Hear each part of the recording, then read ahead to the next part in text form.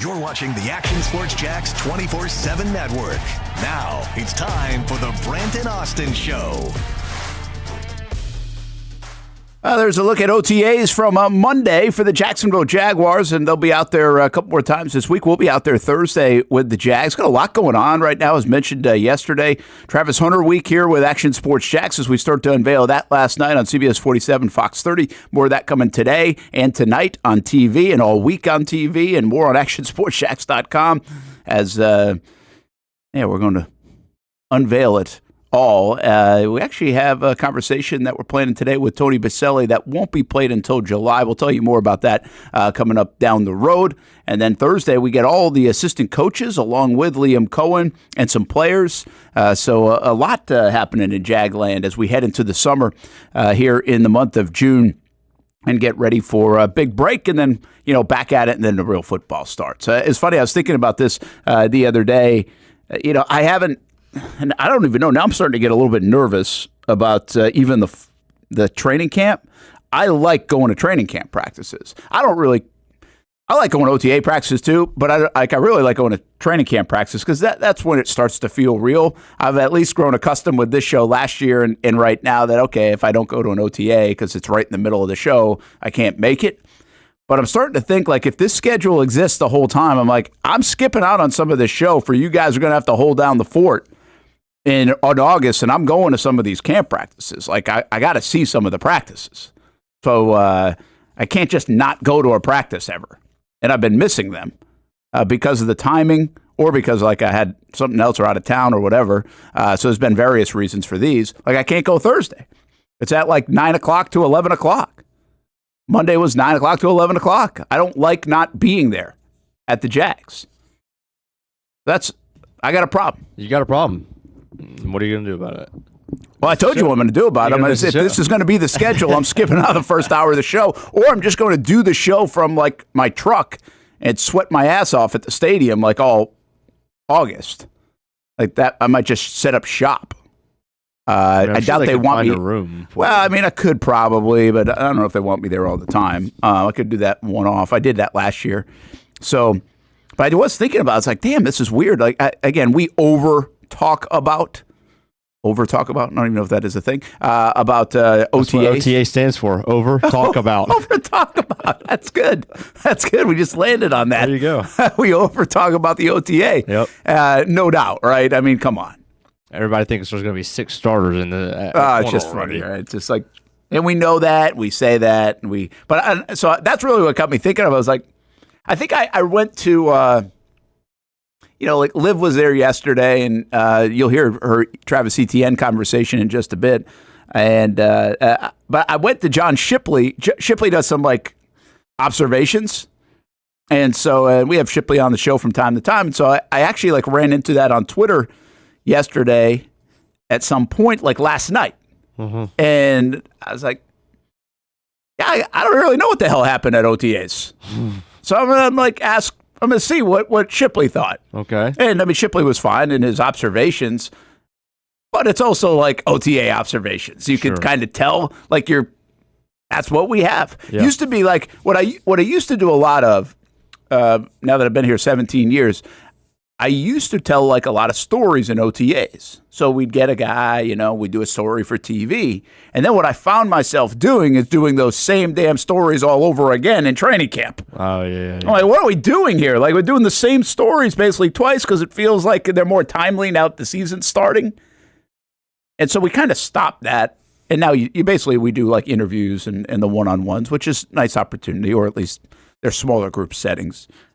There's plenty to work off when it comes to the Jag stuff, but the actual practice in shirts and shorts, we're not dissecting that on a daily basis here on the Brent and Austen Show. That's really the moral of the story. I saw somebody else do something, I think it was with emojis or like the stock was up on somebody. I'm like, really? Like the stock, with all due respect, that the stock has not moved an inch. The stock ain't moving. Like nobody's buying or selling right now. Like they're just not.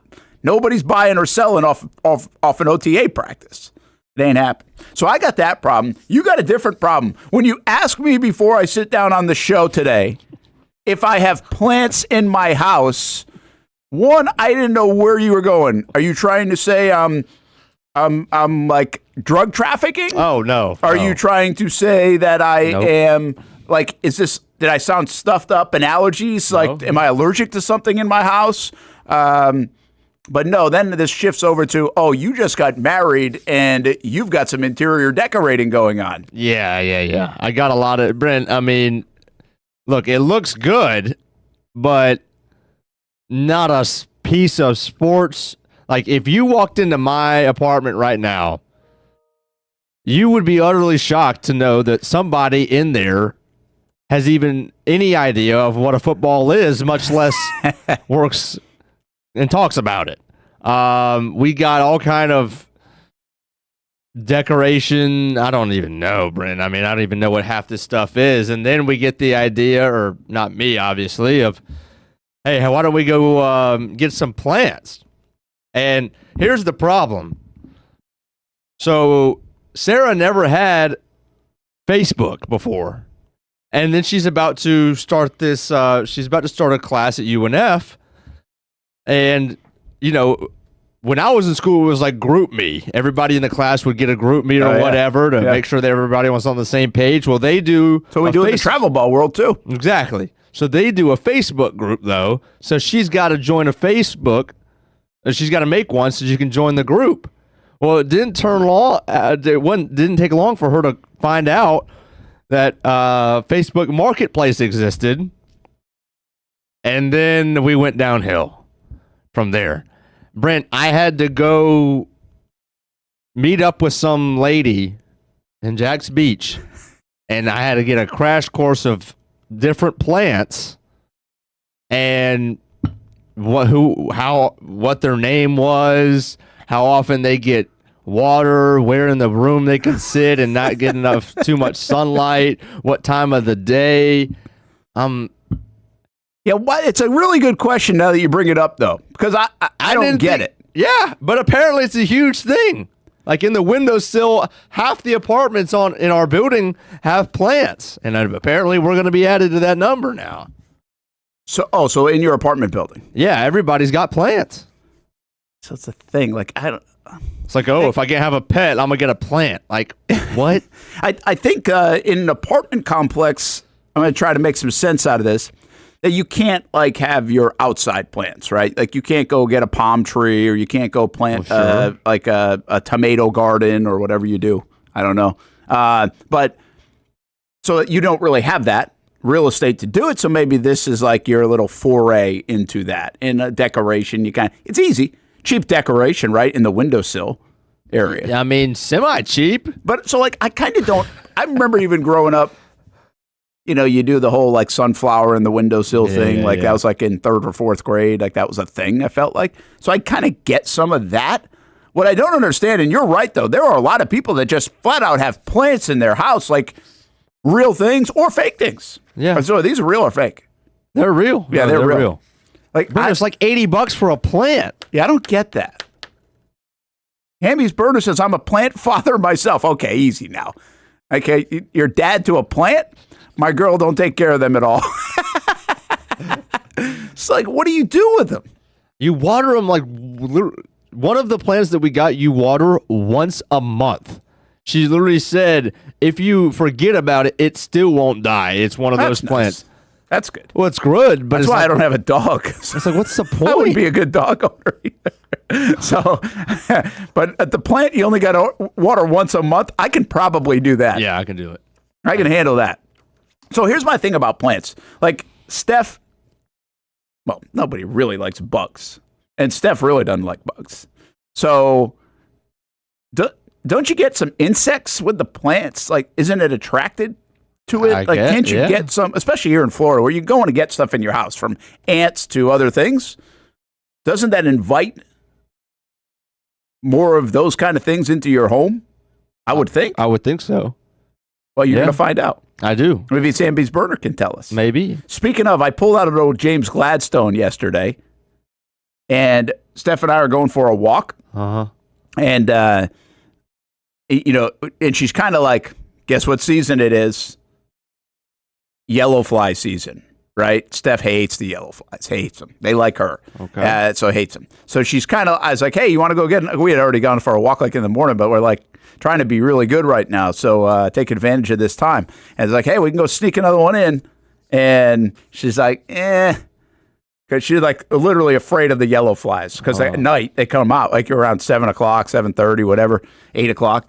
And I was like, oh, whatever, let's go. So let's go. So we're walking, and of course, any bug that comes by is like a yellow fly. It's not really a yellow fly. We didn't see one.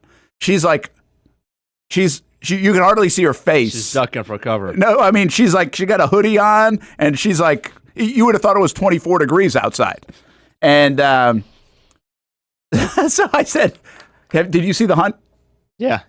So I said to Steph, I was like, Steph, James Gladstone tells us you got to meet fear straight in the face. That's right. You got to meet these yellow flies straight in the face. That's what James said. And she all of a sudden was not a big. She was like, fan. Screw James Gladstone. All right, so I got one more for you. This is a journey of living with someone for the first time and what happens in the first week or so. So what are those things called? Not a wasp, but a moth. Oh, moth, yeah. Gets in. Yeah, that'll happen. That'll happen. Doesn't want to leave. I'm trying to coerce this thing towards the door, towards the open window. It won't go, right? And I'm getting, every couple of seconds, I'm getting new direction of where I ought to be sending this thing as if I have this thing on a string. Well, it's not happening, Brent. So all of a sudden, he gets a little low, this moth, and I absolutely just take my hand and crush this thing. Batted it out of the air, but guts got on the wall. Oh. So did I win because it's dead and we don't have to worry about it anymore? Or did I lose because guts are on the wall now? That's a tricky balance. Like, I would rather not kill the bug, but it was with guts on the wall.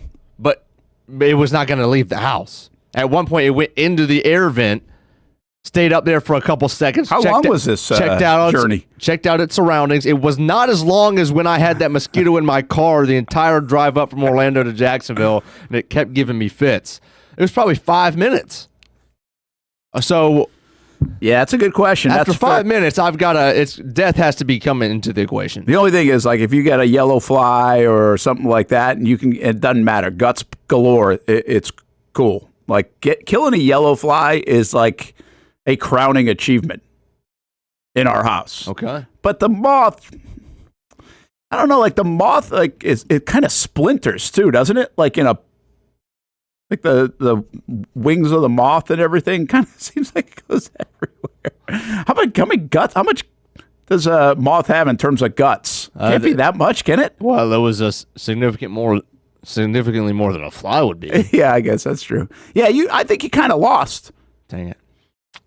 But I mean, I'm not. The moth's okay. Like, the moth doesn't bother me much. But yeah, you lost because then you had to do double duty and clean it up. I know, but at least I got to go. The end was in sight, and I got to go sit down. Yeah, that's true. That's true. Still a moment of accomplishment. Hammy's burner. When I first got the plant, I tried them inside, but they weren't getting enough light. I moved them outside. They've been growing great since. No bug issues for me inside. Well, there you go. Good work. Nice move, Dad. That sounds like too much work. Like, I don't want to do that. I don't want to babysit plants. Man, I mean, it's not very involved. I don't want to think about it. Maybe I should start doing this stuff, though, and then I'll start thinking about ideas for the Action Sports Shacks 24/7 network and how to execute them. Apparently, it helps your breathing. Like, I would think there's got to be something like that, right? But what about a guy with allergies? Could it potentially hurt my breathing? Depends which plants you get, I'm assuming. So what plants did you end up on, by the way? Like, give me a name of a plant. I would have no idea. You can make something up. I think it's called a snake plant. Well, that's inviting. But that's good. Snake plant. Yeah. It's a, well, I'm not even going to pronounce the actual type of it, but that's what it's called. Right. And then I got another name for you, one more. Because I wrote them down. Like we're talking like hundreds of dollars for these plants, or like on 40, Facebook $50. Marketplace, it was like $50 each. No, that doesn't feel like for an inside decoration. I think you're okay. Now that's going to last for a while. Yeah, better. Okay. All right. So. All right. Hey, we're going to get to Travis Etienne here right off the rip. Also will join us a little bit later. Scott Kornberg from the Jacksonville Jumbo Shrimp will join us, too, as he gets a little bit of a promotion. With fun story with him coming up. And what else we have today? Well, we got a lot. We got a little more Travis Hunter to get to and talk about as we started unveiling that, as I mentioned. We will talk a little Murray State. Hey, everybody's a Murray State Racer fan now. That's unbelievable. Unreal. It was unbelievable. Little Rock almost did it, too. I know. Oh, man. I have so many thoughts about the baseball stuff. I don't know. Here's my one thought, and I'll get into it a little bit later, but I want you to think about this. If you are an athletic director, this is my overwhelming thought I've had in the last, 12 hours since Little Rock, and not just Little Rock. We're seeing years and years of this now in today's day, what you thought the heavies would be getting further and further away with the NIL, the facilities, and everything else. Maybe even the transfer portal. And it looked like that when you got Skeens and Dylan Cruz and you got like the top 2 picks at LSU, right? You're like, hey, we're heading down this way. But man, oh man, maybe not in college baseball. And so if my overwhelming thing is if I am an AD this morning at almost any school in the country, almost, whether it's a mid-major, I would say, or a Power 4, I'm like going down to my baseball office and I'm being like, are we doing this the right way? Because if I'm a Power 4 and I'm spending millions of dollars or close to that on my program, in a coach and NIL money, facilities, you're kind of there. You got to keep up with that stuff. And if it's already done, it's done. But if I'm spending millions on my coach or $800,000, and then again, the NIL stuff, I'm like, do we need to? Like East Carolina, are they spending that kind of money? And they're a program good every year? I'm not. You can't just go to Little Rock. I mean, they were like a true Cinderella. But I mean, Murray State. There were other Evansville last year. We've got more examples of it, and then we also have these mid-level programs that have just been good for years, like East Carolina. And East Carolina probably spends way more than we think on baseball. So I understand that. But I just start to wonder, and then if I'm the mid-major level, even like here locally or some, whatever level, I'm kind of going to it's like, hey, why can't we do that? Like Little Rock and Murray State just captured the baseball world for a weekend, and we can't? That's my overall thought. So if I'm an AD today, I got questions. I got questions. I've got look in the mirror kind of questions about what we're doing and how we're doing it. And I mean, even if I'm LSU, how is this close?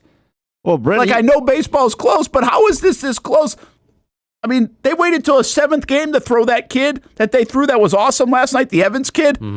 That's their 9th or 10th guy they got? Should you have been pitching him a little sooner, Coach? I don't know. How did we get to this point?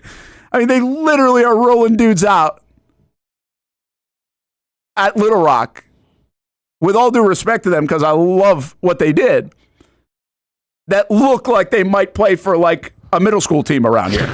I mean, that's not fair to them. Again, I really respect the hell out of what they did. Probably really good players, but they don't look the part, right? Yeah.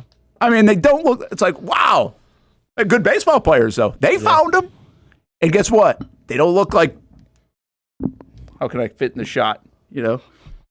They don't look like those guys. Right. They can still play ball. You can win baseball games like that. Anyway, that's my. I'll get into it more later. Coastal Carolina, even Brent. I mean, obviously they look the part much more than a team like Murray State does. Yeah, they do. But they don't spend probably near amount of money. They are invested in that program. I'm sure they are. And they win the World Series. Once they won see what they've done a great job is they took advantage of winning that year, and they've took advantage of that. Right, they've been it every year, but they're 11th in the country all season. They still don't. There's no way they have the budget of some of the. I would agree with that. But I do think I would love to know their budget And I bet they're spending NIL money because there's big investment in that program. And they do have football now to back it up. And they've elevated their baseball program, in my opinion, maybe I don't know their whole story, has elevated their entire sports program to the point where they even beefed up football. But baseball came first because they had been good, won the World Series, and I think they were like, oh, those are cool colors. Yeah. Coastal Carolina, Myrtle Beach. Mascot name, it put them on the map. And 100%. Now we all know them. How often does that happen in sports? I mean, Dallas Baptist, it's happened to other teams like Tulane and Cal State Fullerton over the years. You knew them because of baseball. But I'm talking elevating your football program because of baseball. I mean, Coastal Carolina could be like a 30 for 30 on that if you cared about it that much. We should, yeah. So, anyway, pretty wild. All right, let's get to some Jags before we'll go back. I want to do some of that because I know Austen will want to talk about Murray State. So we will talk a little more college ball. I want to get those guys on. I want to see how connected Austen is. Let's do that. I think they should retire that dude, the reliever. Reliever, yeah. Man, holy cow. Oh, man, I could talk about it all day. I just love that part of sports. That was a meltdown. Like, we couldn't watch. Steph was like, I can't watch this.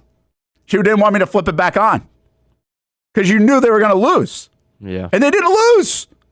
Crazy. Love it. That's sports, man. That's so cool about sports. Anyway, what else is cool about sports, even at the highest of levels, is nothing's a sure thing. And that brings us to Travis Etienne. We've had conversations about Etienne quite a bit here on the show over the last few months. Listen, the bottom line is, and I'm not going to waver on this point, I'm a fan of Travis Etienne. I've been a fan of Travis Etienne. I think he's a good football player. Do I think he's a great football player? No, he hasn't proven that. Do I think he has some flaws? Absolutely. Do I think you can utilize him and he can help you on offense? Hell yeah. And all you have to do is go to 2022 and see that year, 1,500 yards. I think it was like 8 touchdowns, 6,000 yards in his collegiate career. And I know that's different, but he had 78 touchdowns. All right? Like, the guy can play. He's going in his 5th year. It's been an interesting couple of years. Last year was very interesting. I think he's been a pretty good team guy overall, and now he's up against it. I mean, the reality is he's up against it. It's a huge year for him. They picked up a 5th-year option. Part of the reason it's a huge year for him is because where does he go next? He's not going to stay in Jacksonville. And that doesn't matter how anybody views him. They have Tank Bigsby. They just got a 4th-round running back. They're not going to keep Travis Etienne. Right. He can go make money somewhere else where somebody will pay him. So I think this is a massive year for him because it's obviously essentially a contract year. Sure. And when you're a running back, you don't have a lot of those to go make some money. And it will be very interesting to see where he fits. We don't know that. But there have been a lot of noise lately about him being moved or what the Jags are going to do. When we were talking about Ashton Genty, that thing got hot for a bit before the draft. Okay, they're going to trade Travis Etienne. Well, that would have made sense. We know this. The Jags were going to take Ashton Genty at 5. They looked into getting R.J. Harvey at like 70. They ended up getting Tootin in the 4th round. Now, big difference between Tootin and Ashton Genty when it comes to the status of Travis Etienne, in my opinion, Hamby. Like, if they had got Genty, it's like, okay, yeah, then it's we're not even talking to Etienne today. He's probably already gone. Right? But Tootin is still a bit of an unknown. You can get excited about Bashal Tootin, but for 2025, he's an unknown, and I'll put my money on Travis Etienne going into this year. What's that? Having more production for the full year or just at the start? Absolutely. Full year. You riding with Bashal Tootin on that? No, I think it'll be close. I think it'll be really close. I would be surprised if it's close between all 3 of them. Yeah, it could definitely be by committee.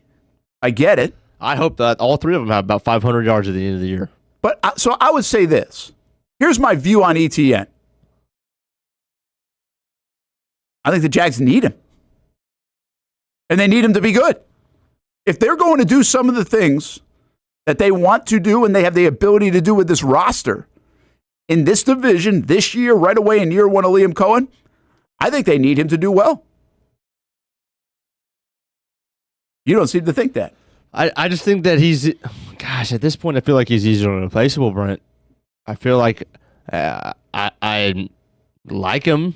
I think he can do some good things, but I'm not sure what he provides right now that you cannot get from Tank or Tootin once Tootin's brought up to speed. There might be things that Etienne can do in this offense in week 1 that the other two guys cannot do.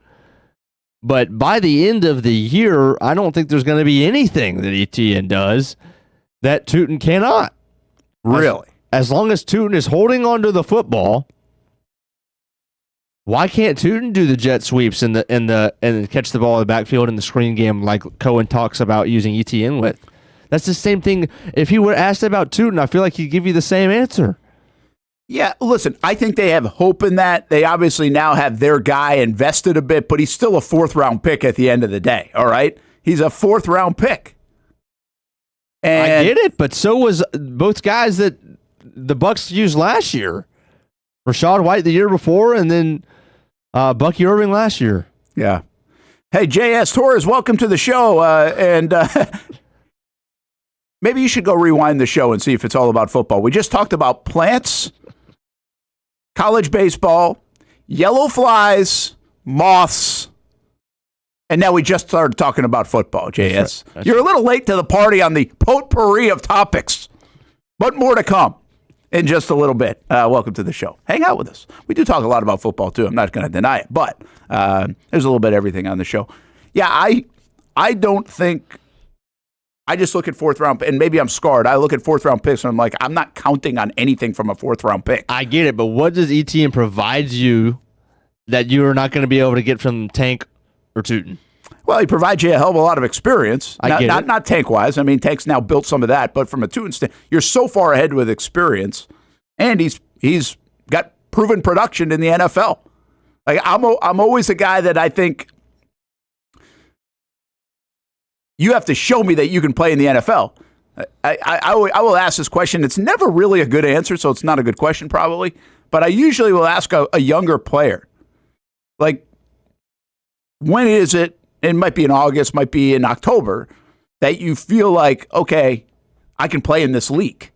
I think there's doubt whether you can play in this league until you play in this league. Mm-hmm. And I'll have those questions about Tootin, I think, because there are so many guys that can't. There are so many guys that miss that I think you have to, hey, does my speed translate? Like, a lot of this is going to be even around Travis Hunter. Travis Hunter's been awesome in his life, in his career. Sure, they think he can. I'm sure he can. He's been destined for this forever. But there will still be like, okay, make sure we know he can play in this league, right? Like, this is going to translate, right? Sure. The way we think it's going to translate. Now, there are levels of that. One is, can I just play? Can I play special teams? Can I play and carry the football? Can I be a productive player and help out my team? Then there's the other level of, hey, can I be a star in this league, right? So that's what Trevor Lawrence can play in the league. We knew it right away. We're still wondering if he can be an absolute dude in this league, right? So there are levels of it. But yeah, listen, Nick says this, I think Etienne, in capital letters, needs to be good this year, so it plays to the benefit of the Jaguars. Yeah, I mean, that's fine. It's a two-way street. Here's what I get to that, and Nick maybe brings up a good point here. I think you should be rooting for Travis Etienne to be really good this year. No, I agree with that, yeah. Because there's no lose to it, Brent. Obviously, if he's playing really well, that means the running game is really well. That also probably means the O-line is blocking a lot better. Because the biggest thing with Etienne is that you look at his averages last year. If he has a big pop in his averages, I don't think he's necessarily going to even get that much credit. I think the line would. That's fine. I don't care who gets the credit, But I mean, he did have a 1,400, 1,500 yard, from scrimmage year in 22. He was over 1,000 yards in 23. Doesn't that just seem way further back than it actually is? It seems like forever ago. Well, but I think part of the reason last year he only had 900 yards overall, close to it. Well, he didn't get it. He missed a couple games, but he didn't have a role. He could have had 1,500 yards if they didn't give it to Tank. Now, there are some comments in the chat about Tank. And I got to be honest with you. I know less about Tank Bigsby and what he can do than I know about Etienne. Like, we're still learning about Bigsby. Sure. I'm not telling you shouldn't be confident in Bigsby. He showed some really good signs. But I think this... we go back to this regime last year, and I think they kind of messed us up because they didn't know how to handle these two guys. No, they didn't. They never made a declaration, really, of who these guys are. even I didn't watch Tampa so closely in terms of how this all transpired from Rashad White to ended up going to Bucky Irving. But there was obviously a switch at some point, right? Like it was Rashad White to start, and then sooner or later, Bucky Irving caught him and then passed him. And it was like, okay, now, but you could see that. We thought we were starting to see that with Tank, but it was never fully there. Even, of course, Doug, here we go again, when asked about it, oh, yeah, you can't lose your job to injury. Like there was an open door, and then he was like, nope, can't lose your job to injury. So we still got to play him because then Doug said that, kind of pigeonholed himself. Right. And then it's split carries. Well, they couldn't even get a 3rd and 1 to get first down, so now you don't even have 25 carries in a game. How are you supposed to get a guy lathered up? Right. And Z Fortner says Tank still has a fumbling issue. Guess what? Tootin right now, there's a little concern about that too. So you got 2 guys that have a fumbling issue while everybody talks about the 1 fumble for Etienne. It's the only one he had. It's the only one he's gotten 500 touches. So Z Fortner says, I trust Etienne. You know what? I think what this is getting down to is I kind of do too the most. The most because I have more. I have more to trust. I have more that I've seen. And we really don't know with this organization who the hell's fault it is that guys didn't play well or not. Was it the staff? Was it the play calling? Was it injuries? Was it the line? We say that about 5 or 10 different guys on this team. But I feel like we put a lot on Etienne in the blame game, and I don't think he should be absolved from blame. I think there are things with the offensive line that we put on that are really maybe more on Etienne, the way he sees holes, the way he commits to the holes, the way he follows those holes. There are some things that are real there. I mean, the guy, he is not perfect. He has flaws.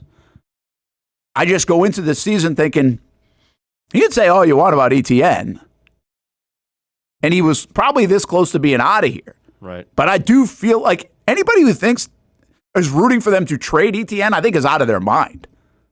You're not getting enough back for what I think he can give you this year.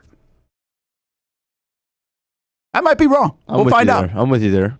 Like, I don't need another damn 6th-round pick. Right. What else? Yeah. You might as well have a sure-handed guy back there at the very least. So, again, I could be dead wrong on it. We'll see. But now, Liam Coen was asked about all the noise.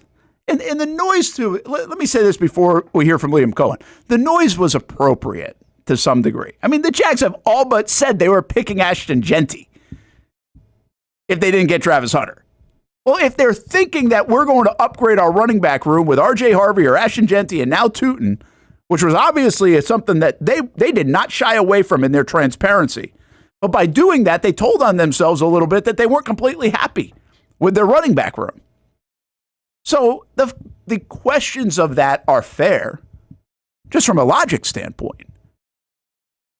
But it seems like from Coen yesterday when asked about it, that they're committed to Etienne in that backfield and being a part of it. They believe in him. And, the one thing about the head coach is at his introductory news conference, he said, hey, we got 2 good backs. Right. It's not that he didn't like Etienne. In my opinion, I think it's more, can you upgrade? That's what you're always trying to do. They thought with an Ashton Genty or something, they definitely could. But here's Coen yesterday on the Etienne noise. I mean, he's done every day, everything we've asked him to do, he's done at a good click for us. I mean, the ability in the screen game to hand him jet sweeps, his vision so far in the run game's been good. He's done everything we've asked him to do and more. There's been a consistency. Again, one of those things where, he can shine in ways in space. It's really hard to see a runner in this setting. Are they going to get the hard, physical, tough yards? Are they going to be able to stick their foot in the ground and get those, physical, violent yards that we're going to need? That's hard to really kind of grade at this moment. He's done a great job. I don't really understand some of the stuff I've kind of seen out there. That's absolutely inaccurate. So, obviously, he's seen it. That's pretty loud, right? I mean, they're not moving him now. If they were trying to move him, they're not moving him now. You can't say that and then move him. There's nowhere to move him to anyway right now. I just don't think. So, what's the best case scenario for Travis Etienne? This year or going forward? No, this year, right? I mean, going forward, he's not a Jaguar. It's going to be a 5-year deal in Jacksonville. Hurt himself year one. Next 2 years, the 22 was fairly good. In fact, one of the biggest plays in Jacksonville Jaguars history on the 4th and 1 against the Chargers. Then the next year was okay. And last year was kind of goofy, to be honest. It was just all over the place like everything else. So how does he end his career in Jacksonville? What's he going to get? Is he going to be the lead guy? Or is somebody else going to pass him, and by the second half of the year, after the bye, whatever it is, he's a little bit more of a just token role player, third down guy, whatever it might look like? That's what I think it'll be by the second half. All right. Fair enough. Yeah. I don't wish that upon him, but I just think. But you think in favor of Bigsby or Tootin? Both. It doesn't. Just both. Okay. Both. So you think both will be those will be the top two guys. That'll be the tandem. Right. I agree. I'm cool with Coen saying that he likes Etienne right now. Well, he says he likes everybody right now. He's not going to say he doesn't like him. I'm also cool with him saying at his intro, we got 2 good backs. But the fact that they were even willing to take their 5th overall pick and use it on Ashton Jeanty, I know that means a lot more going forward for years to come than it does for this year right now. But the fact that they were even willing to do that, and they were that in on RJ Harvey had he not been taken before they thought he should, tells me they're ready for something else. There's something else they want from the running back position. Even this year, that Etienne, they don't see Etienne providing. Yeah, the thing that changes in my mind about what you just said is, you can look at a spot and say, hey, we need an upgrade. What did I say back in the draft when we had Basilion? Said, hey, I don't like your number 2 wide receiver situation. Mm-hmm. So, but if they don't get that, then you have to reevaluate. You're like, okay, well, is De'Ami Brown, or did you get somebody in the 4th round? Or, De'Ami Brown, now you're number 2 because you got a third round receiver instead of a first round receiver. It could play out that way. So my point there is, you can go into it saying, hey, if we get Jeanty now, that's a major upgrade. We got a dude. He's different. He's generational at that position. If we don't get him, though, we still like our guys, and we can do this with them. We can't be this with them, but we can be this with them. And that's just the way it goes sometimes, depending on who you got. From a pass rusher to a quarterback to a lineman to a running back to a wide receiver. I mean, it doesn't, just because you are looking to upgrade, it doesn't mean you hate your guy. Sure. That's my point. It just meant you could get better. And you would be more confident in it. And you could be dynamic in it. Well, they chose to be dynamic with Travis Hunter instead. And I think everybody's cool with that. So,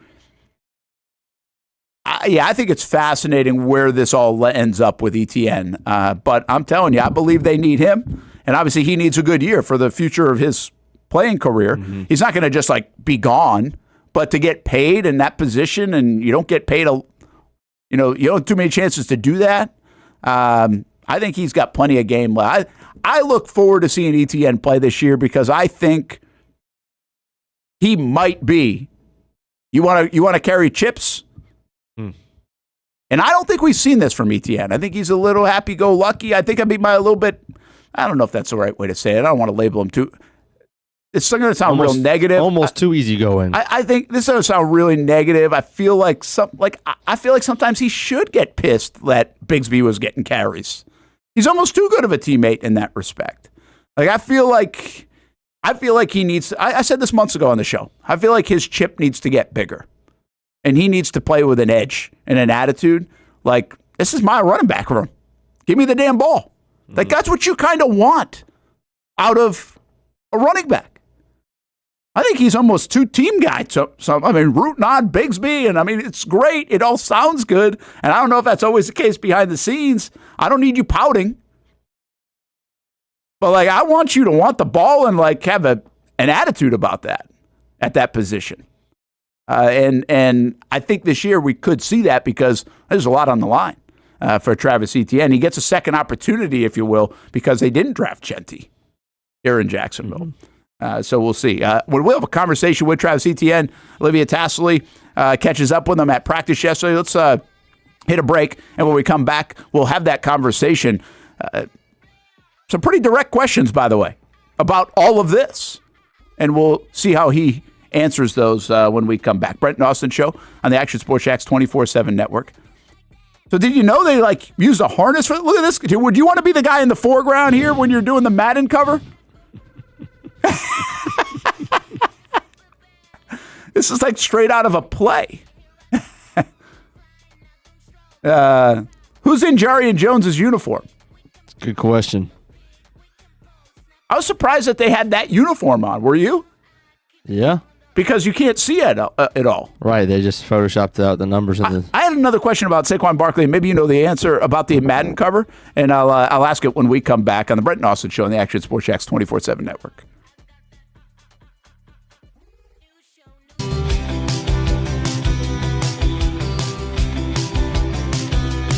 Welcome inside the Armor Guard exterior and gutter helmet showroom. There's a lot going on, like glass exteriors, replacement windows, and down there we have the retractable screens and awnings, plus hurricane protection.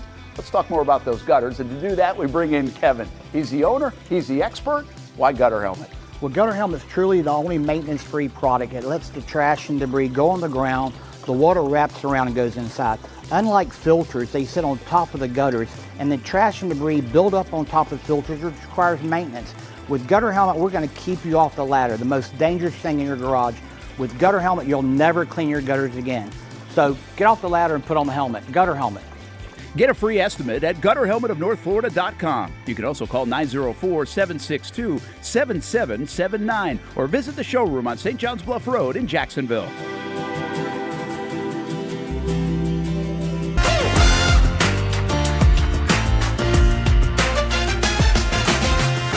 Empower a future, inspire a dream.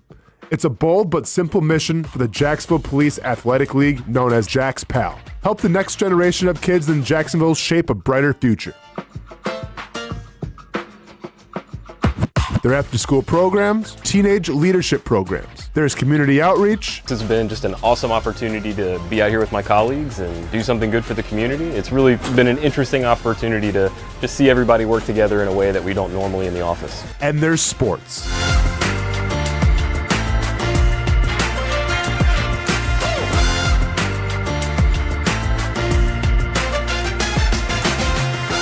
There are also ways you can help the next generation with a donation of any kind. Just visit jaxpal.org to get more information. Empower a future, inspire a dream with Jax PAL. It's the Kingfish Tournament for the entire family. The 2025 Daly's Old School Kingfish Shootout presented by Yellowfin. What makes the Old School better than the rest? Cash payout to the top 25 places. Lady and junior angler divisions. No bait buying and limited boundaries. It's June 14th, and right now get early entry for $250 until May 31st. OldSchoolKingfish.com for all the details. Fishing fun for the entire family and a $125,000 Yellowfin bay boat on the line. OldSchoolKingfish.com. The rhythm of my heart is beating like a drum, with we are more rolling off our tongues. Never will we roam, for we know our place is home.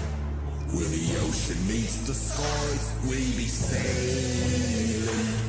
Where the ocean meets the skies, we be sailing. Baker's Sports. It's a hometown business filled with hometown people trying to make you feel right at home. Chris Conley, Jacksonville University. Walker Wright, class of 2018, West Nassau High School. Michael Young, Fletcher High School. Baker's Sports started in a grassroots way and now outfits much of the Southeast. Will Olive, Mandarin High School. Go Stangs. High school sports, travel sports, youth sports of all kinds. They are a one-stop shop carrying Nike, Adidas, Under Armour brands, and more. Vincent Caldes, Oakleaf High School. Tony Mazzio, Sandwood High School, class of 2002. Samuel Coffrin, Paxton School for Advanced Studies. Whether it's sports teams on the field or it's your team in the workplace, like our Action Sports Jacks team, and community events like the Dream 18 Golf Tournament, and many others. Cole Tilley, Hilliard High School. Reagan Webb, Eagles View Academy. Look good, feel good, play good with Baker Sports. Custom sports apparel since 1997. Shop with the hometown team at bakersport.com. Sun's out, suits out. That's right, it's summertime in Florida, which means it's time to say goodbye to bulking season and hello to shredding season. But if you're like me, you're having a hard time sculpting and shaping those final pounds. That is until I came and saw my friends over at Ponte Vedra Vein and Aesthetics. Right now, everyone is hopping on the Evolve X train, and the only destination is finding your perfect summer body. The technology uses electrical muscle stimulation and radio frequency energy to cause your muscles to contract, all while heating up those deep layers of your skin and tissue to produce collagen and reduce fat. It's like doing 1,000 sit-ups in 30 minutes. No pain, no needles, just results, right? That's right. So leave those winter layers back at the station and come look and feel your best with the team here at Ponte Vedra Vein and Aesthetics. Visit them at one of their 2 locations, either over in Ponte Vedra or on the south side. Welcome back to the Brent and Austin Show, streaming on the Action Sports Jax 24/7 network. Jacksonville Jumbo Shrimp with some promotions. We'll talk about this with Scott Kornberg coming up in just a bit. Play-by-play man for the Shrimp and the Marlins for some games as well. That is coming up in the 11 o'clock hour. Scott will join. It's pretty wild. In, I think, 6 games or 7 games, they have 4 former Shrimp making their big league debut. And we were wondering about this and didn't really get the answer. Maybe just didn't look up the answer. Has that ever happened for a team, like a minor league team, to have 4 guys make their big league debut in a week? That's got to be very unusual. So we'll talk about that with Scott Kornberg coming up and his trip to the majors as well. Daniel Kilkenny says, Brent, why shouldn't the Jaguars give Etienne a second contract? Well, because he's a running back that, quite frankly, if you're going to give a guy a second contract at this day and age at the running back room at what would it be like a moderate running back deal for 3 years, like 30 million, 35 million, something like that? I'm not sure he's earned that. Also, you're getting year 6, 7, and 8 of a running back. That's questionable as well. Now, I know he didn't play the first year, so how much durability is on him, but he played a lot of college ball. And it's a position where you don't have to pay somebody $10, $11, $12 million to that position. You can easily get an undrafted or 5th round and 3rd round guy and land on somebody. So maybe Tootin is that. And that's what they're banking on, right? They're banking on that. And they might even invest again next year in the draft on it. Now, what you're saying is, Brent, you're talking about both sides of your mouth because Ashton Jeanty, they were going to pay him $10 million a year. Well, they obviously thought that he would be that kind of player. I mean, if you could get Saquon Barkley, you would get Saquon Barkley and you'll give him $15 million a year. Where really they're going to give him $20 million a year. I'm not sure I would do that. But I don't know if every team would actually even give Saquon Barkley $20 million a year. No. If you could ask them that right now. Maybe they would. I'm not sure they would. So speaking of Saquon Barkley, real quick before we get into the Travis Etienne interview, do they get paid to be on the cover of Madden? I could have looked this up, I guess. You don't know that? No, but they got to be. Well, I was wondering, is it more like a brand? Like, you don't get paid to do the Super Bowl halftime performance. You would think you would, but you don't because it's a great branding opportunity. That's true. So for your brand, is it a big deal to be on the cover of Madden? And I'm sure you get some stuff out of it, but I'm not sure you get $3 million to be on the cover of it or something like that. I don't know. This kind of backs that up. It says, you get everybody gets their Madden check as part of the CBA just for being in the video game. Okay. That's across the board, but it says while being on the cover of Madden as a significant honor can boost a player's profile and marketability, there isn't a separate payment for being the cover athlete beyond the standard Madden check. That's interesting. So, yeah. And by the way, if there was, and I was Jarian Jones, I'd be reaching out and saying, I want a piece of the pie. Bring me my money. So is that pretty crazy? Like, what, in a day and age where guys get paid to do everything, like they don't leave their house. Right. If you're an NFL player, if you're a college player, yeah, it feels like, without getting paid. Isn't it pretty amazing? Yeah. That brand is so big, that brand can help your brand that you would be like, yeah, I'll do it for free. It's just kind of a cool thing to do. Yeah. because it's everybody's goal, I guess. It's one of many is to ever, you dream of being on the cover of a video game, especially Madden. But yeah, I mean, I would not be surprised if, Saquon didn't grow up in the NIL years. Give it a couple more years where the biggest stars in the NFL did come straight from NIL, and they might stick out their hand and say, yeah, you're going to have to pay us. Yeah. $500,000 or something. Yeah, it's pretty wild. I'm stunned by that, but I also think it's kind of cool. I think that's pretty neat. Now, you built a brand where a guy wants to be on it, so you don't have to pay him. Yeah. Now, what they do, they pay a lot of advertising. They help your brand even more. I think I saw something where Madden put over the steakhouse in Philly, one of the steakhouses. They put like a big Saquon, an EA Madden thing. It was part of the promotion, but they put it right there. So again, they're doing the work for your brand. And if you make the cover of Madden, most likely you are making big bucks to begin with. You probably don't need the money. But I just think it's kind of refreshing in a day. It's like the Super Bowl. Super Bowl is all about branding. It's all about it's basically paid advertising or unpaid advertising for the artist if they want to do it. And it's a notch in their belt. It's on the resume. It's 15 minutes of them. Mm-hmm. You become the talk of everything for a couple of weeks cycle, and you never play in front of a bigger crowd. Yeah. Right? So, I mean, some of it's logical. It's just that our dollars and cents have become so illogical that it's amazing that you don't get paid for some of this. Yeah. Hamby's Burner said, did Jarian so wrong? I'm still fine with that part. I don't. Oh, that's what. It just hit me. They tried to. I don't think you'll hear Jarian talk this week because we had actually requested Jarian. I didn't even think of it about the Madden thing. Right. And now I'm thinking, right, it just hit me. I was like, oh, that's why they didn't want Jarian talking this week. They didn't want after. That makes some sense. It does, yeah. Hamby's Burner, that's a good idea, man. I'd have to sue for using my likeness. That's a good idea. Hey.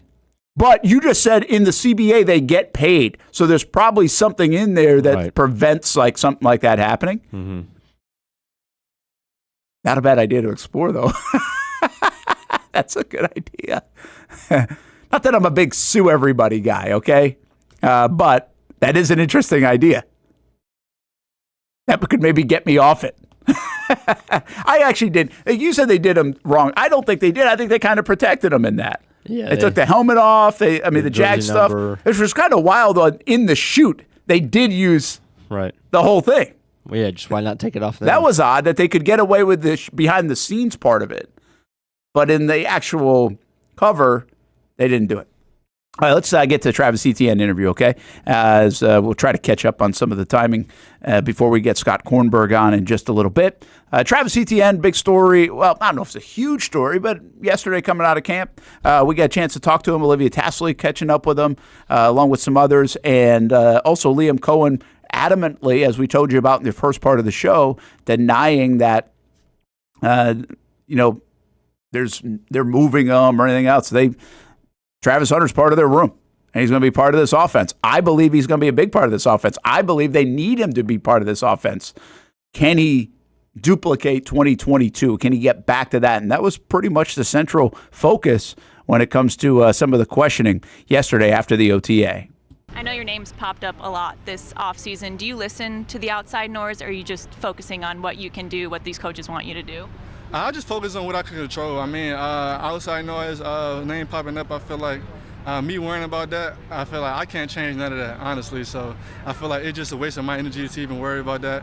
I was just come in here and just do my job and let things go where they go. I feel like everything happens for a reason, and I'm always ready and just come in here and just do my job. Do you feel like you have to prove anything with this packed running back room now? Honestly, no. I feel like I just got to come in here and prove myself right. Just be who I am, be who I've always been, and things work out for me. Football is obviously a business, and you're on your fifth-year option. How do you compartmentalize, the business side from the game, or does that just motivate you? Honestly, I just control the controllables. I feel like we all know it's a business, it's a production league, and I feel like if I didn't produce, then that's going to directly impact me. So I can't let the outside world, the business aspect, perfect my in-game performance, because if I don't perform, then I'm not going to be in the business. So I feel like I just got to control what I can control, go out there and do my job, and I'll be in a great position next year. Your first 2 years playing, so your second, third year on your contract, over 1,000 yards each year. How do you get back to that? I know last year wasn't the way anyone wanted it to turn out, but was there something that you did differently back then? Nah, just continue to trust the process. I feel like we got great coaches in here now, great scheme, great offensive-minded coaches go put us in position to make plays, and I feel like I just got to just continue to create good habits, and whenever the game time comes, just lean on those great habits and lean on my coach, put me in a great position to go out there and make plays and be an amazing teammate for my teammates. Speaking off or based on your coaches, what's different about this coaching staff, and it's the third one in 5 years for you? You can just tell how hungry they are. I feel like Coach Korn's his first year being the head coach, and I feel like he wants it just as much as his players, and I feel like that's easy to get behind. And he's a great guy. You've seen his work at other places, and it's easy to just get behind that, and we're all excited to put last year behind us. So I feel like we're all operating from a place of just with that fire up under us. Like Coach say, hungry dogs run fast, and we all starving over here. It must be music to your ears when this Jag regime came in and said, we want to run the ball more. How do you see yourself fitting into this scheme? Great. I mean, just seeing what Coen does with his running back, just him using two running backs. Just early on, just him putting me in the F position, just put me in the slot, just give me the ball in different ways, give me the ball in space, and just perimeter sweeps, just finding a way to give a playmaker a chance to make plays. And I feel like that's what I love. And I seen Travis say we got all the answers, and I feel like that's what his offense brings, and we just decided to go out there and just execute. Yeah, so you see what Liam did in Tampa with the running backs. Do you think that it can happen? Do you see it happening here, pushing that, maybe your second year numbers coming back again? Most definitely. I feel like you always hope for the best, and I feel like Coach has a great scheme. And I feel like first thing first is all about the team. I mean, I'm ready to go out there and do whatever Coach needs me to do. And man, I'm just ready to go out there, put great football on film each and every game all year, and just see where the year takes me. They draft the fastest running back from the NFL Combine. Has there been friendly competition between you and Tootin at all? Yeah, Tootin's a great guy. I feel like you love that. You love to have another fast guy come in here. I feel like it just only pushes you to keep going, continue to get better each and every day. And I feel like seeing him sprint and run just motivates me to sprint and run. So we all out there pushing each other to get better each and every play. They also draft Travis Hunter. How fun has that energy been on the offense? Man, I mean, Trav, he's a complete character. I feel like he's just a ball of energy, and I love that. And I feel like it's very contagious for all of us. And I feel like we're going to lean on him a lot throughout this year. And I feel like he's just got a great spirit. And I feel like I'm just excited to see where he can take it this year. Is it crazy to see how much energy he has? He's constantly moving. He's always moving. He's always moving. I haven't seen him sit still in locker room on the field, nowhere. But I mean, you gotta love it. And I feel like I just hope he keep the energy and maintain the energy throughout the whole year.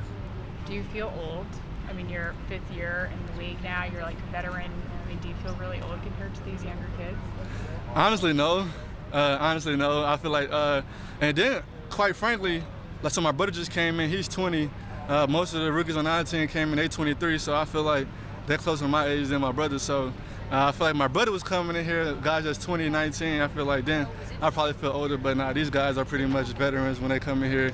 They just gotta just kind of find their way, just become a pro, just creating them habits, them routines.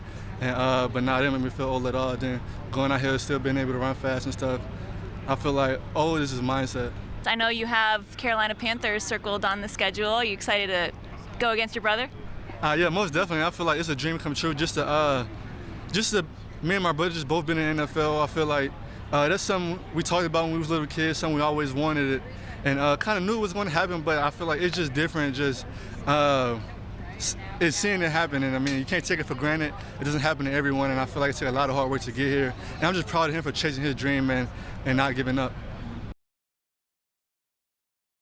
That's some hard-hitting stuff for Travis Etienne. He just kept coming after him with the how we get back to the old days. So, hey, we'll see. We'll see, right? And I'm telling you, am I wrong? Why do I like Travis Etienne so much? Why do I think he's going to be better than people think? Why do I think he is better than people think?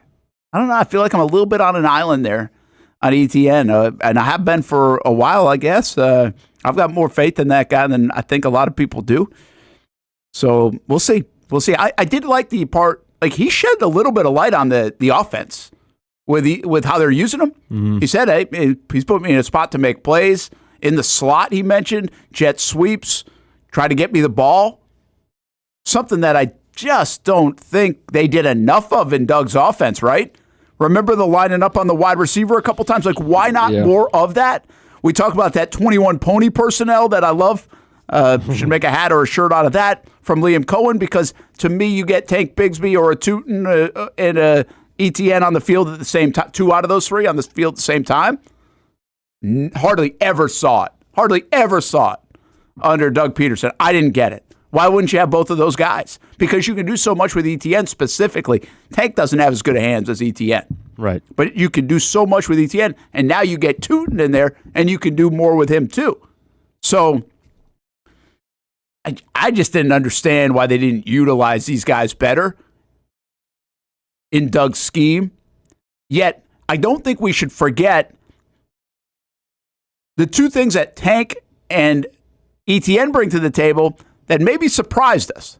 One, over the years, Etienne ran in between tackles better than anybody thought he could. He ran for some more of those tough yards, and people thought everybody had speed on their mind. And then Tank Bigsby, who you had those tough runs in mind, he actually had a little bit more explosiveness than I think people thought. So, I mean, there's stuff in these guys' games that can be accentuated, can be utilized, and I think players, not plays, right? That's where Liam Coen excels. That's where he has excelled.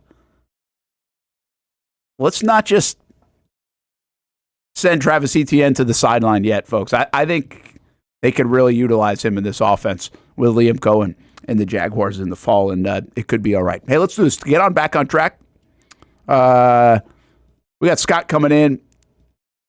See if Scott doesn't mind. If he waits, we'll get a break in, and then we'll get to Scott. We're going to talk some ball on the other side, and we won't keep Scott too long, but talk a little Jacksonville Jumbo Shrimp, talk about Miami Marlins, talk about Scott Kornberg headed to the show for a couple of weeks. And Liam Coen, by the way, going to see that arm on display tomorrow. I bet he can chuck it in there pretty good now.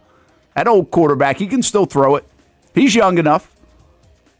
He's going to throw out the first pitch. I think we'll be live over there for that tomorrow, Wednesday, at the Jacksonville Jumbo Shrimp game as they are home this week, including tonight against the Durham Bulls at 7 o'clock.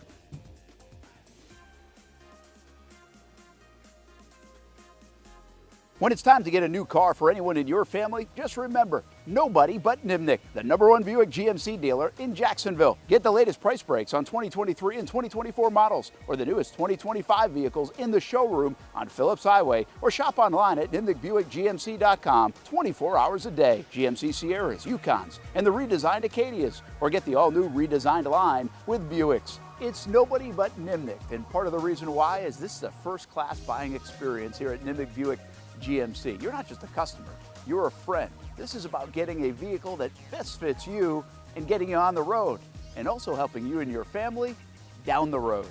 Nimnick has a treating you right guarantee, courtesy, respect, fairness, and most Buicks, GMCs, and Jacksonville's only Car Bravo dealer, nobody but Nimnick. Who has put in the most years and stands behind a better experience? Nobody but Nimnick. GMC, we are professional grade. The schedules are out for another summer of soccer here in Jacksonville with the Armada men's and women's under-23 squads, starting with the ladies and the home opener on May 24th. 2 weeks later, they're back in Northeast Florida for a June 7th matchup. The season wraps up with a pair of Friday night home matches June 20th and the 27th. As for the boys in blue, they debut against a couple league newcomers on May 9th and 17th respectively, with more home dates on May 31st, June 14th, and June 21st. All those matches are at Edward Waters University, and you can watch them live on the Action Sports Jacks 24/7 network. Those teams are a big focus on Fleet and Footy, covering the big soccer stories each week on the Action Sports Jacks 24/7 network. I'll put one in the back of the net for you. Join us for player profiles, fun interviews, and the very latest on the Fleet and all things footy. That's every Thursday at 2 p.m. I've been telling you about CGC Water Treatment and Plumbing for a long time now. Their drinking water systems remove up to 99% of contaminants. We've had a Connecticut water softener and drinking water system in our home for more than 7 years. You can see the difference whether you're washing clothes, the dishes, or what I like to do most, fill this up for some coffee every morning, and mostly all day. Remember, if you're not filtering your water, you are the filter. Don't be the filter. Right now, you can get a free Connecticut reverse osmosis system with a purchase of a Connecticut Premier Softener. The experts at CGC Water Treatment and Plumbing will test your water for free and determine your water score. Don't know your water score? CGC will find out and recommend the appropriate Connecticut water treatment solutions so you can improve it. Call 904-552-1242 or visit cgcwater.com. Ask about our 90-day love it or leave it guarantee. CGC Water Treatment and Plumbing, an authorized independent Connecticut dealer. Florida license number CFC 1432579. There's a saying in sports, you can't win them all, but you can win a lot with good folks on your team. Like that one painter, First Coast. It's tough to beat the sun in Florida, so your home fades. It's tough to beat that HOA when they come calling. Beat the sun, beat the HOA with that one painter, First Coast. And it's a good time to do it. Less rain to work around, and painting in mild temperatures is perfect. After all, the paint bonds to the surface so much better. Give that one painter First Coast a call at 904-417-3557 or look them up at first-coast.thatonepainter.com. Fast estimate, guidance on color and HOA requirements, and the highest quality job you'll find anywhere. Be a big winner in your neighborhood with that one painter First Coast on your team.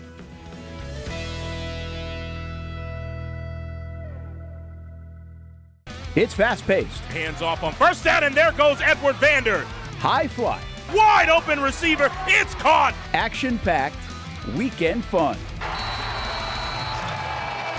Fun for the entire family. It's the Jacksonville Sharks. I feel like anybody could play in this league.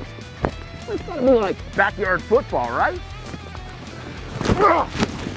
Whoa! This ain't the Arena League, Brent. This is the indoor league, and they play defense here. It's a lot safer to just watch the professionals play. And watching is a lot of fun. A party in the stands at the arena for kids and adults. And it's indoors. Get out of the heat for the summer and watch the Sharks shine inside. Jacksonville Sharks football, season number 15. It's the Drive for 5, and it's still alive. Get your tickets at jacksharks.com. Welcome back to the Brent and Austen Show, streaming on the Action Sports Jax 24/7 network. 4 jumbo shrimp to the bigs, making their debuts. Now, one with the Cleveland Guardians, so wasn't recently with the jumbo shrimp. But more on that right now as we welcome in Scott Kornberg. He's the man down at the Jacksonville Jumbo Shrimp. Wears many hats, calls the games, and is now soon going to call the games for the Miami Marlins for, I think, 9 of them is the story coming up later this week. And we welcome into the show right now Scott Kornberg as you guys begin a homestand with the Jacksonville Jumbo Shrimp. How's the season going so far, man? It's been a great season so far. Thank you for having me on. So Jumbo Shrimp are in second place in the 20-team International League, 34-23 record. The only problem with that, the playoff system is on a half system here. First half ends in 18 days, and Lehigh Valley is just incredible. So even though Jacksonville's in second, they're 7 games out of first place, and then the standings reset, but they played really well overall. Well, not only that, like they really got off to a quick start. I mean, they were 21-6 out of the gates. I think you had mentioned to me the first, I think that was the best start in 15 years or something like that. And I mean, it hasn't been as good as of late, a little more back and forth. But still, they've put themselves in a good position, and it's kind of nice to be talking about pretty good baseball over the first couple months of the season.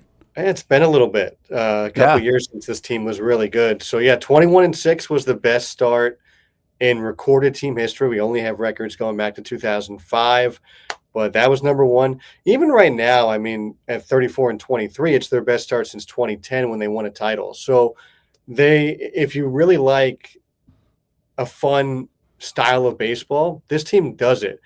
They have the most steals in AAA, the 5th most in minor league baseball, 130 of those in 58 games.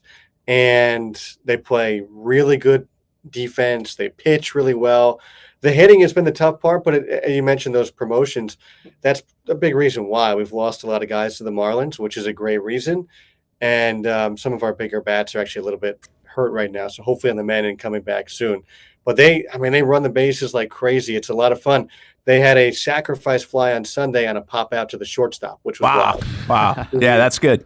That's good stuff. Is that part, by the way, philosophy of what the Marlins are doing in their organization right now? I mean, you think about like the Cincinnati Reds, they do that very well. There have been some teams with the recent rule changes that really can run the bases. Is that a philosophical thing, or does it just happen that they've got really fast guys through their minor leagues right now? Yeah, it's philosophical because the high A affiliate of the Marlins is second in minor league baseball in steals, and the low A affiliate is 7th. So that is so double A, by the way. I don't know what they're doing over there. Every other affiliate, though, and it's because our front office, they're all from the Tampa Bay Rays, and they believe in athleticism. Yeah. Obviously, the Rays don't go out and sign big money free agents. So how do you make that up when you don't have the big power bats if you can't develop them? Speed and athleticism, because you could run the bases really well. You could take that extra base. You could play really good defense because you cover a lot of ground. That's how they have made things work in Tampa Bay, a big part of it. And so that's come to the Marlins now. So it's definitely a philosophical thing this year. And they've really made that a point of emphasis from spring training, and it's shown in the regular season. Do you ever communicate with the Bat Boys or anybody down there? Or do they still talk about Jason Hamby's days back in like 2017? He's truly a legend here. I'm sure there's still some things in the clubhouse, Jason, that are representative from your time here. But I go down and say hello, but I mostly leave them to their stuff. Nobody wants to talk to the broadcaster. Come on. Yeah, right. The skeletons in the closet there for Hamby, or in the freezer down there. I don't know. We recently redid the clubhouse, so it's got to be behind like some paint and some new walls and stuff like that. That's good. Yes, we need that added. Hey, we just showed a graphic of the 4 guys making their big league debut, and we were kind of wondering, like, is that some kind of record? 4 guys in a week to make a major league debut from an organization? I mean, I don't know how you find that out, but that seems very unlikely. Yeah, I don't know how you would find that out. I think from our time, it might have happened one other time, like a few years back. In 2021, I remember just a ton of roster movement because of the COVID stuff. Oh, yeah. But either way, it's either number 1 or tied for number 1. So we've had 11 so far, and it's only June 3rd. Of that graphic you just showed, the guy you talked about playing for Cleveland, Nick Enright, is an amazing story. He was with us 2 years ago, and he is literally still fighting cancer, and he made his major league debut. That's incredible. He's got 1 more immunotherapy treatment scheduled for the fall, so hopefully that'll be it for him.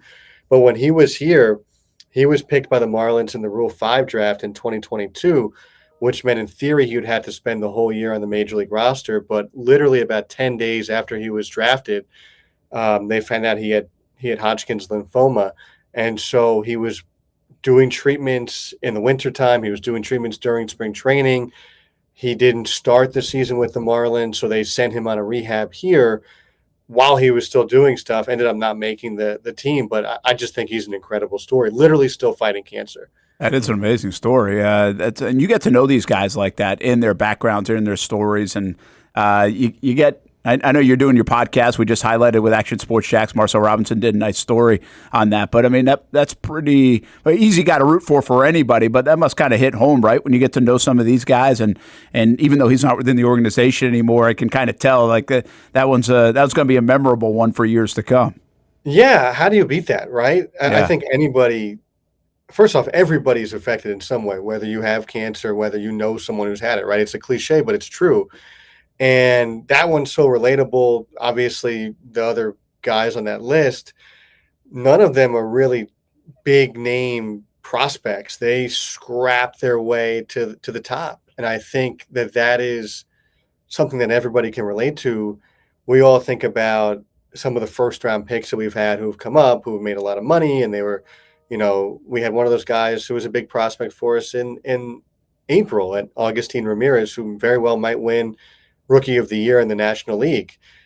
But those other guys, I think anybody can relate to them. And I think that's the beauty of this level is that you are seeing all walks of life in baseball. You get the big prospects who come up here. The guy starting today was the number one pitching prospect in baseball 2 years ago, and he's hopefully completing his rehab assignment today, coming back from Tommy John surgery in Eury Perez.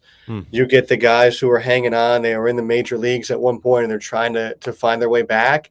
And you get the guys who nobody thinks anything of them, but they keep working, they keep getting promoted, and they keep getting promoted, and they figure it out and they land there. I think that's what's really cool about this is that you really do see all walks of life. Jack Winkler would be one of those guys who was on that graphic, and nobody wanted him. He was a minor league Rule 5 pick, which means he wasn't even good enough to play AAA baseball. He wasn't protected, and the Marlins picked him, and he just had a great start to the season.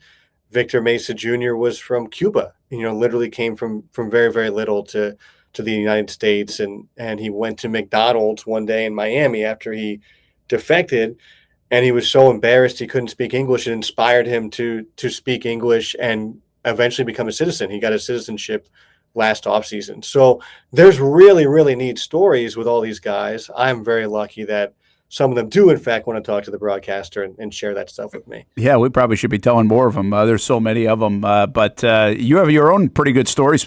Speaking of scrapping to the top, and you've had a chance to do this already, right? Do some Marlins games. That's pretty cool. It's unusual spring training. I think you did. Did you do this last year in the regular season too?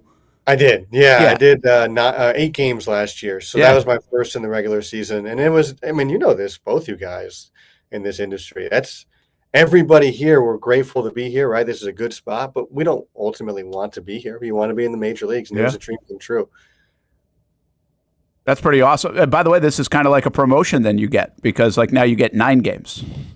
I get one more game. I'm lucky. I'm really lucky because most people in my shoes, they don't get this opportunity. So a huge thank you to the Marlins for giving me this shot. Obviously last year, my debut was in May, and then I did not know that I was going to get more. So I was just soaking that in, and, they called me in like July or August or something, and had, somebody called out or whatever.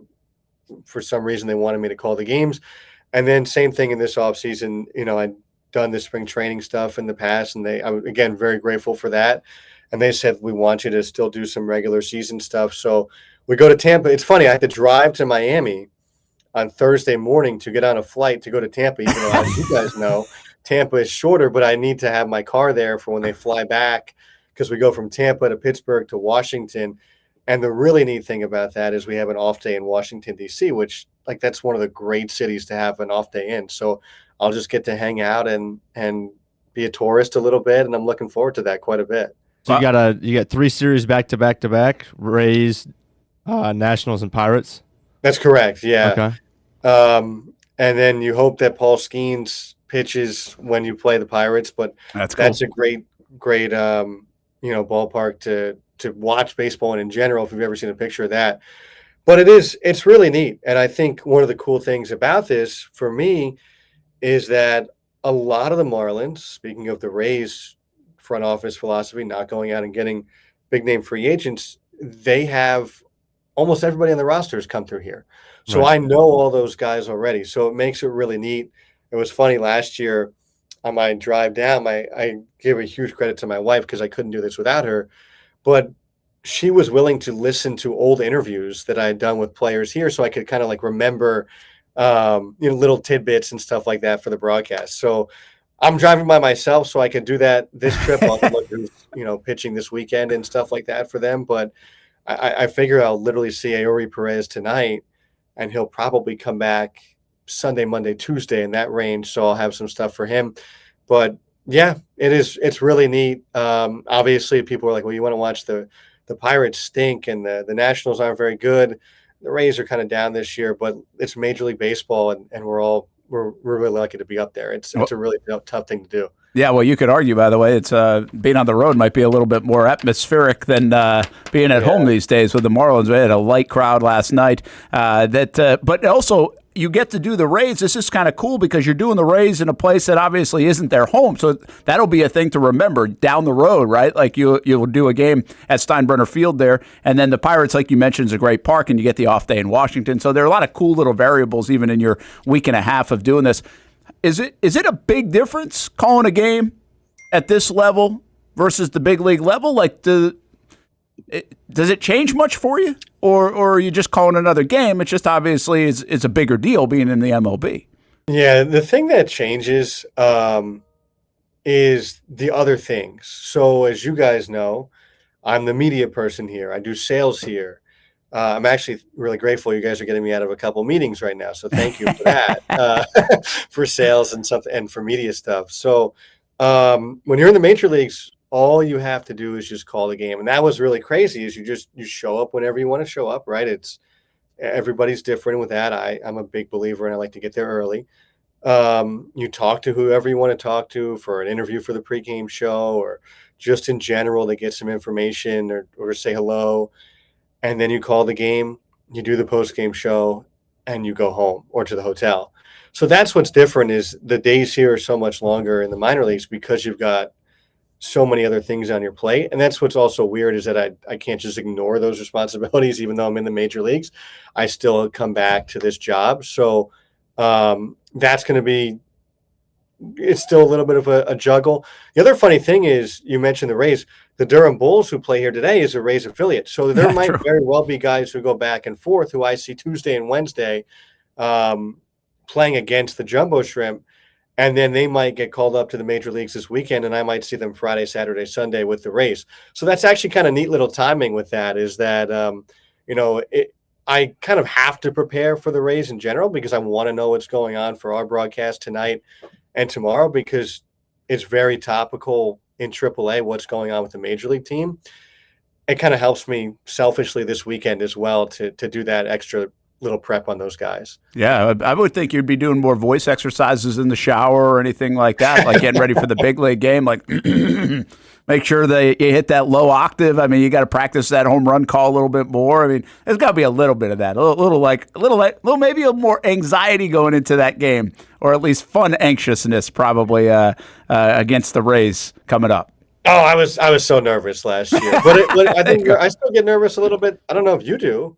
I still do a little bit. I usually get nervous doing this show just because I never know what the hell Hamby's going to do. Like that's really the problem. Well, see, it's a good thing to be nervous. I think it's a good thing to feel. So I don't know. I definitely felt more nervous last year. Wasn't one of your games, Scott, a walk-off winner? Can you refresh my memory? You had I did. There was a big. Was it an extra inning walk-off, or was it in the bottom? Take me through that one. So it was the Marlins versus the Mets. Okay. I grew up a New York Mets fan, so that was very cool. The Marlins radio booth is right next to the Mets or the visiting team TV booth in Miami. And so, you go there and a lot of people are coming in to say congratulations, which I had heard was going to happen, which is really neat. But it's a whirlwind of a day because people keep coming in and saying hello and introducing themselves, and it's very cool. But as somebody who grew up a Mets fan, Gary Coen, who, by the way, did Pawtucket, Brent, for a little bit, I think. And, he's right there. So I talked to him for a long time, which was a dream come true because he's probably my number one role model in baseball broadcasting. And the Marlins were getting killed, which was expected. They struggled last year. The Mets at the time were struggling, but obviously had that great rally, and it kind of started a little bit about a week after this game where they kind of put things together finally. But it was 7-3 in the 7th or 8th inning. I distinctly remember saying to myself, not on the air, just in my head, as Kyle Seeloff was doing the game, the Marlins now TV broadcaster, and I said, I just wish this day's been amazing. I just wish this day would go on a little bit longer. And it was like the baseball god said, all right, here you go.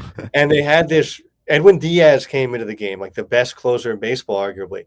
And they had this ridiculous comeback in the 7th, 8th, and 9th innings. They tied the game on a home run in the 9th. It was crazy.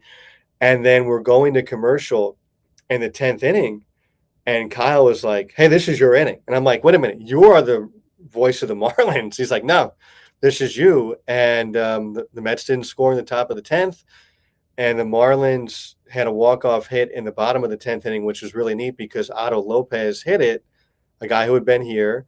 Also didn't know he signed a baseball for my son pregame, but he signed a baseball for my son pregame because they had my family get to come on the field. And my son, who was 4 at the time, had a little baseball, and Otto came over and signed it for him.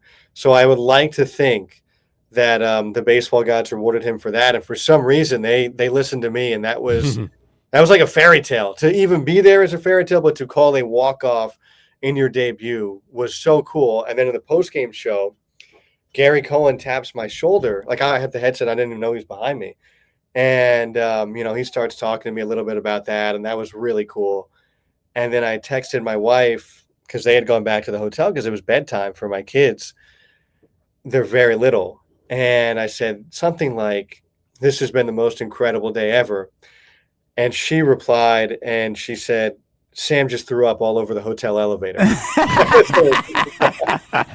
Because my uncle had fed him a bunch of ice cream and stuff like that, and just throwing them all around. But it was a great day. And I said something like, slightly less incredible, but still pretty amazing. But yeah, that was that day. So many things I'll never forget, but it was truly an incredible game, to say the least. Your response should have been, "I'm going out for a beer with Gary Cohen." I did go get some Cuban food after the game with my dad and my uncle and my cousin. Yeah, that was pretty darn cool, but I should have invited Gary along. That was It's just like Scotty Scheffler. What? He won the Memorial on Sunday, and he goes to hug his wife, and he picks up his baby, and his wife's just like, "Yo, he's got stuff everywhere. You might want to be careful." Y'all see that? Yeah. He's got poop all down his back. He did. He had like a big poop stain on his back of his Did he really? Yeah. $4 million win for Scotty Scheffler. Here, take the kid with the poop on his back. That's a little back to reality thing, right? I was lucky that my wife and my mom cleaned that up. I didn't get back to the hotel till after that. Yeah, good move by you. Yeah, I made sure we wanted to go to a Cuban restaurant with a wait, so that way, all the kids would be sleeping by the time I got back. That's pretty nice. Hey, nice of the Marlins organization to realize that was a big moment for you as well. First of all, give you the opportunity, but have the family down there, all these different things, and you guys, and that's neat. That's I like to hear that. Pretty good stuff. One last. Well, I actually got two things for you. Do you know if the press box is goofy for Tampa, given their setup? Like, is that a tricky little spot, or is it pretty normal? The other thing the Marlins did, by the way, before I answer that, so we were done with the postgame show, and Kyle is like, "I've got something in the clubhouse for you," and we went down there, and he gave me literally the lineup card from the game. They didn't give it to Otto Lopez for some reason. They gave it to me. That was really cool. We have that framed in our house with a bunch of pictures from that day, and it's really neat. That's a big honor if you know baseball. Getting the lineup card after the game is a really big deal. Terrific. So that was again, grade A class of those guys. I don't know the situation in Tampa, to be honest. I do know they're drawing pretty well. Yeah. Like they're packing that place out every day. I read this really neat article about what they're doing to cover up some of the Yankees stuff, because they're obviously playing at the Yankees spring training site, but there's also some things that you just can't do. I think like the edges of the seats have the Yankees logo, and I think they couldn't do it or something like that. So that was really cool. My guess is it's pretty similar to spring training, where they have enough. Like when we go to Jupiter, they actually have extra booths. So Bill Parcells lives in South Florida. He's a huge baseball fan. Him and Ron Wolf, they literally have a booth reserved for those guys just to watch baseball. So my guess is they'll have plenty of room. Obviously a smaller setting, but for spring training sites, I mean, it's the New York Yankees. It's pretty darn good. So that's pretty good. Yeah, that's good stuff. By the way, baseball, just endless amount of stories, even like that one, Parcells, big horse racing fan, big baseball fan. And so just hanging out down there in Jupiter is kind of neat. If you poke your head over there, that's kind of a fun thing. Tomorrow, Liam Coen will throw out the first pitch at the Jacksonville Jumbo Shrimp game. So that's a fun one coming up tomorrow night. Of course, the homestand starts tonight at 7 o'clock for the Jumbo Shrimp. If you haven't seen some of the new digs out at the field, you should certainly do that. You're a baseball guy, and I know you're inundated with Major League Baseball and all the minor league stuff, and there's a lot to follow. Are you following the college baseball? My wife had it on yesterday. I don't follow it super closely. Honestly, I was following college softball. I saw Oklahoma lose yesterday, and that I loved. I just love watching softball. They're great athletes. I haven't followed the baseball a ton. I know some of our guys have some stakes in that stuff, so I'll hear about it from them. But I'm a pro guy. Like once she went to bed, I turned on the Mets Dodgers last night just because Shohei Ohtani and Francisco Lindor and all that. I love watching those guys, but yeah, I'm sure I will hear a lot about the college baseball stuff today once our guys get in. Yeah, I bet. Scott Kornberg from the Jacksonville Jumbo Shrimp getting the call up to the Miami Marlins for the next couple of weeks. 3 series against the Tampa Bay Rays, obviously the Pittsburgh Pirates as well, and the Washington Nationals. Have fun with that, man. Thanks for joining us. I figured if I kept you to 11:30, there was no way you would have to duck into that meeting. That's right. It starts at 11:30. So David Ratz. I'm going to text him right now and be like, hey, I'm still on the air with Brent and Jason. So I also cannot emphasize enough, if you have nothing to do tonight and you want to watch somebody who's an incredible pitcher, Eury Perez is freaking awesome. He's everything he is supposed to be. And I just am grateful I get to watch him one more day and then hopefully 1 or 2 more times with the Marlins after that. So, you guys, thank you for having me on. Thank you for getting me out of a couple things. I always appreciate that. Hey, you bet, man. Keep up the good work, and we'll be listening when you get up there to the bigs, and hopefully we'll see you at the ballpark. I think I'm going to go live there tomorrow as well for the first pitch, so we'll hopefully see you over there tomorrow evening. We'll see you tomorrow. Looking forward to it. All right, man. That's Scott Kornberg from the Jacksonville Jumbo Shrimp. Pretty cool. Good for him, enjoying it. And again, Liam Coen throws out the pitch tomorrow. The guy that can really throw the fastball throws tonight. That's right. This is some of the stuff, like we got so much going on. And I almost like have this conversation with, I feel like we should do so much more with some of these guys than the Shrimp. They're going up and down all the time. The stories are unbelievable. And it's just like there's only so many hours in the day. But even the new ballpark digs haven't even been out there yet. We're going to do a show there at some point, and we will get out there. I don't know. They haven't done. I was thinking tomorrow. Like I thought tomorrow would be one of those business person specials. I have to ask them this, but it feels like they're doing less of those 12 o'clock in the afternoon games than they used to do, because I thought it would fit nice with the show. They've done a couple of them, but I thought they used to do them like every homestand, and they don't seem to be doing as many of those right now. Maybe that's just get out of the heat, which makes some sense. Yeah. Right? Makes some sense. But we'll get on over there to the ballpark and see some of the talent. The Marlins aren't great right now overall, but the beauty of that is this up and down nature. You get guys on the rehab stints, whether it's the opposing teams or the Shrimp in general. Some people know that world way better than even me, the prospects. But you heard it from Scott. Get there tonight if you can, if you want to catch a ball game and see a guy that's going to be back up there soon, and then Liam Coen tomorrow, and listen to Scott Kornberg call the games. By the way, you can hear the games on ESPN 690 on the radio side, right on the other side of our building. So we'll give a little shout out to our old friends over there on ESPN 690. Fun stuff, man. That's cool. I like that the Marlins took care of him during that time. They really commemorated that moment, but now he gets another opportunity. So that's fun. Yeah, hopefully they make this one big too. Yeah. Because it's probably going to feel pretty similar for them. All right, let's get back to a little bit of football side of things. When we come back, we'll take a break. Brent and Austen show on the Action Sports Jacks 24/7 network. Liv's List still to come at about 12:30. Austin's going to join us in the noon hour. We'll talk a little Murray State there, but also a lot of football too.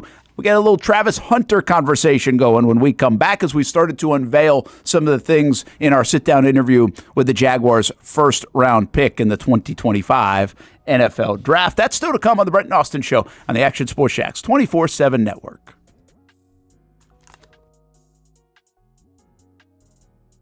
Most of us know how to throw.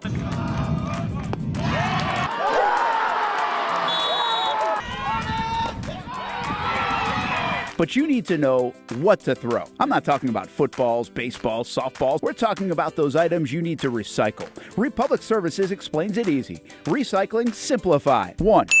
Know what to throw. When in doubt, throw it out. 2. Empty, clean, and dry those materials. It takes an extra minute, but it makes a big difference. And 3. Don't bag it. This makes the recycling process faster and more efficient. This is a look at the Republic Services North Florida Recycling Center. You can make this process even more efficient. By utilizing those 3 steps, Republic Services can help you become a better recycler in your home. Learn more at recyclingsimplified.com. For the game day hustle and every day in between, juggling my show Jag Social to going under the Friday night lights and a social life, it's a daily tournament. But this ride, MVP status. The all-new 2024 Lincoln Nautilus isn't just my car, it's my personal locker room, office on the go, and VIP lounge on wheels. Let's talk tech. My profile remembers everything from customizing my dash display to setting the ambient lighting and my signature scent. And wireless charging, essential for live tweeting scores. Whether I'm packing for a beach day with friends or heading to the gym, there's space for every passion. After dominating all day, this becomes my recovery zone. The massage feature is like having a personal PT on call. Life's a non-stop game, but with this ride, I'm always on my A game. The 2024 Lincoln Nautilus. Drive your passion. You trust CGC to make your water great, and now you can trust CGC with your plumbing needs as well. Fast, convenient scheduling, licensed and insured. A quick call away at 904-552-1242. You never know when you're going to have an issue with a shower, toilet, or maybe it's a sink that sometimes is easy to fix. All right, let's be honest. I'm not fixing anything. I'm totally staging this because when I have a plumbing problem, I call CGC Water Treatment and Plumbing. Trained professionals, transparent pricing, customer satisfaction. Small problem or even a bigger issue. Save 10% off any water heater, plus no trip charge. The experts with 25 years of experience at CGC Water Treatment and Plumbing can do it all. Call 904-552-1242 or visit cgcwater.com. For a limited time, CGC is waiving the trip charge on all related plumbing calls. CGC Water Treatment and Plumbing, an authorized independent Connecticut dealer. Florida license number CFC 1432579. If you look good, you feel good. And the medical professionals here at Ponte Vedra Vein and Aesthetics are here to make you feel your best. I'm on camera every week, and I have a confession to make. I'm not always confident in my appearance. Can you see my dark circles? Is my makeup highlighting my fine lines instead of covering them up? I question it all. So when I found out about the wide variety of procedures here at Ponte Vedra Vein and Aesthetics, I knew help was just one appointment away. Medical Director Dr. Megan Deacon Casey and her board-certified physicians have been using the latest in cutting-edge technology for the last 10 years, giving men and women their personal confidence boost. From Botox, fillers, Morpheus 8, and so much more. The hardest part was figuring out what I needed. Thankfully, the medical team walked me through what would work best for me through a free consultation. Come look and feel your best with the team here at Ponte Vedra Vein and Aesthetics. Visit them at one of their 2 locations, either over in Ponte Vedra or on the south side.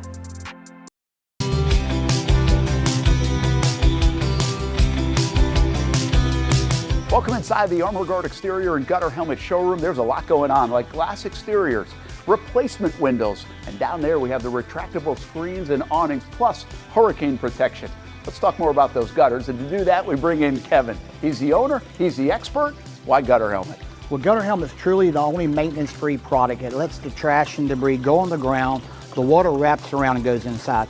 Unlike filters, they sit on top of the gutters, and the trash and debris build up on top of filters, which requires maintenance. With Gutter Helmet, we're going to keep you off the ladder, the most dangerous thing in your garage. With Gutter Helmet, you'll never clean your gutters again. So get off the ladder and put on the helmet. Gutter Helmet.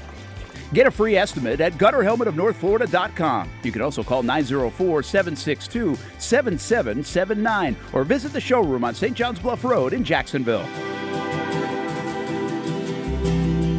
Welcome back to the Brent and Austen Show, streaming on the Action Sports Jax 24/7 network. Hi, Gabe Davis. I thought he was going to the Giants at one time. Wasn't that? It looked like it was close. I don't know what the heck to believe anymore. Maybe it was an errant thing, but I thought there was something to it. Like he had visited, didn't happen. So now Pittsburgh Steelers for Gabe Davis. Possibility, it sounds like. Hey, Jack Caglione, is he going to be like really good in the big leagues? He's He's been really good in the minor leagues. He was really good in college. Right. I mean, where do they have him? Do you know when he started? Did he start at first base? Did he start at DH? I'm thinking he probably. Let me see. Yeah, that's a good question. I don't even know. He went deep, didn't he? Started at hitter. No, he hadn't played yet. He got the call up yesterday. Oh, okay. Yeah, so I mean, he'll be in the lineup tonight. I mean, these guys going to hit home runs. I mean, he's got insane power. Like the power for Caglione is, like they say, like Ohtani kind of power. Right. Like he's going to get his. It's just how much is he going to strike out? Yeah, I mean, he just has. I mean, I kind of wondered if the college game is so. I don't know. It just seems so easy for some of these studs. Well, yeah, I mean, because hitting 370, 400. Like, I mean, he dominated college baseball last year, but the pro level isn't like that. But he's acclimated very well, is my point. I mean, he is not like he's been a good batting average guy even in the minors so far. Yeah. I mean, less than a year, and here he goes. So I don't know. Maybe he's just like really that good of a hitter. It's just it is really hard to tell with a lot of the college guys just because of the bats. I mean, these guys are literally out on their front foot and hitting the ball 420 feet into the trees just because they barreled the baseball on their on the metal. Like they're jacked. Not only that, they're rolling the damn things and everything else. So that too. So no, it does. Caglione definitely deserves some credit to see how he prospects because of how he's done in the minor leagues with the wood and faced professional pitching. But I don't know.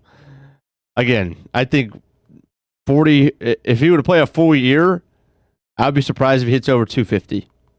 He might hit 30 bombs, but I'd be surprised if he hits over 250. Yeah, I don't. Yeah, I mean, by the way, 250 is fine. Exactly. Yeah, in today's day and age, 250 is fine.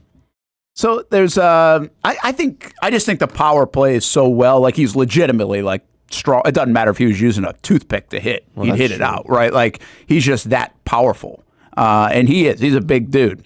But it's kind of cool to watch him. Kind of like I'm not a Gator fan, and there's no reason not to be a Jack Caglione fan. But I think it's kind of a neat story. You know, the last guy to get a call up, at least that I read, in under a year for the Royals. Go back to 1986. Name was Bo Jackson. So, I mean, that was a long time ago. And we'll see if it translates. This leads me to one other thing I know it would sprinkle in. We'll go to Travis Hunter here in just a moment. But I don't think we'll visit with Austin on this front, even though we'll talk a little Murray State baseball. You know, the whole Kevin O'Sullivan thing for the Florida Gators. Yeah. Yesterday, like that thing started to blow up like during the show. There were certain videos that came out and then an apology from the Gators. The long story short is, we mentioned it a bit yesterday, is O'Sullivan was unhappy that they moved the game time. He kind of made a fool of himself by the tirade with cameras on and everything else. Later, more videos came out, and so then they apologized. Scott Strickland, it's really a public scolding by Strickland, the AD. Right. And then, the whatever. I think I saw somebody be like, oh, yeah, way to be the take the high road if you're O'Sullivan. I saw somebody say, it's like, take the high road. He's forced to apologize. Right. There's no doubt he's forced to apologize. And didn't even have to answer about it, chose not to answer about it after the game the other day when asked about it. So, yeah, it was a bad look. And this is him going after some of the folks that were running the show at Coastal Carolina. And then we saw something that you just never see. The Coastal Carolina coach lambasted O'Sullivan for his actions, for this stuff. And there was more to this, apparently. And we saw another piece of video of him really getting into another guy about the logistics and the bus driver and the everything else. And, most people were just like, first of all, this doesn't look good. Secondly, these guys have a hard job to do anyway that are those site hosts. And thirdly, there's just this element now that has been created where the SEC is like being the bully on the block, in every sport. They've become so big that are they now too big? So there's a lot of different thoughts I can sprinkle from this, and let me get to the two quick ones that probably won't go too in depth. One is Kevin O'Sullivan still good for Florida baseball? They were just okay this year. I know they had injuries, but they were just okay this year. They honestly were just okay last year, and Jack Caglione saved the day. That's true. And they rode him really to the finals. Now, they figured it out. You got to give credit to coaching. Both years, they've gone off to slow starts, and then they've kind of figured something out. If he wasn't good, if he was toxic or anything like that, you wouldn't think teams would rally like that. So I give him some credit there, and he's built a hell of a program. He won a national championship. He's got him in the mix all the time. I mean, he's a good coach. But there have been some behind-the-scenes things with O'Sullivan. Like, this is not the first thing. And you just wonder, like, I don't know. I have no idea. I'm just asking the question. Like, is he good for Florida? Like, has he run out his time there? Are they getting fatigued on it? Is the production there enough? Like, how much does he really have to win? Is there going to be a little bit of a squeeze on him coming up this next season to win if we're going to deal with stuff like this? I think those are questions that come up. I don't really know the answers, but I think there's some curiosity in that. Yeah, I think Florida will be patient with this, and I know that Strickland is not surprised when he sees this video and all of this, that he's used to this, in my opinion. And, you know, I hate to, it's a totally separate situation, but I would think to say that Florida's very patient with all of their coaches. If you think about Golden and all the accusations against him, they were perfectly patient to let everything play out. And obviously it did, and Golden was cleared of all of the accusations, so it didn't end up mattering to begin with.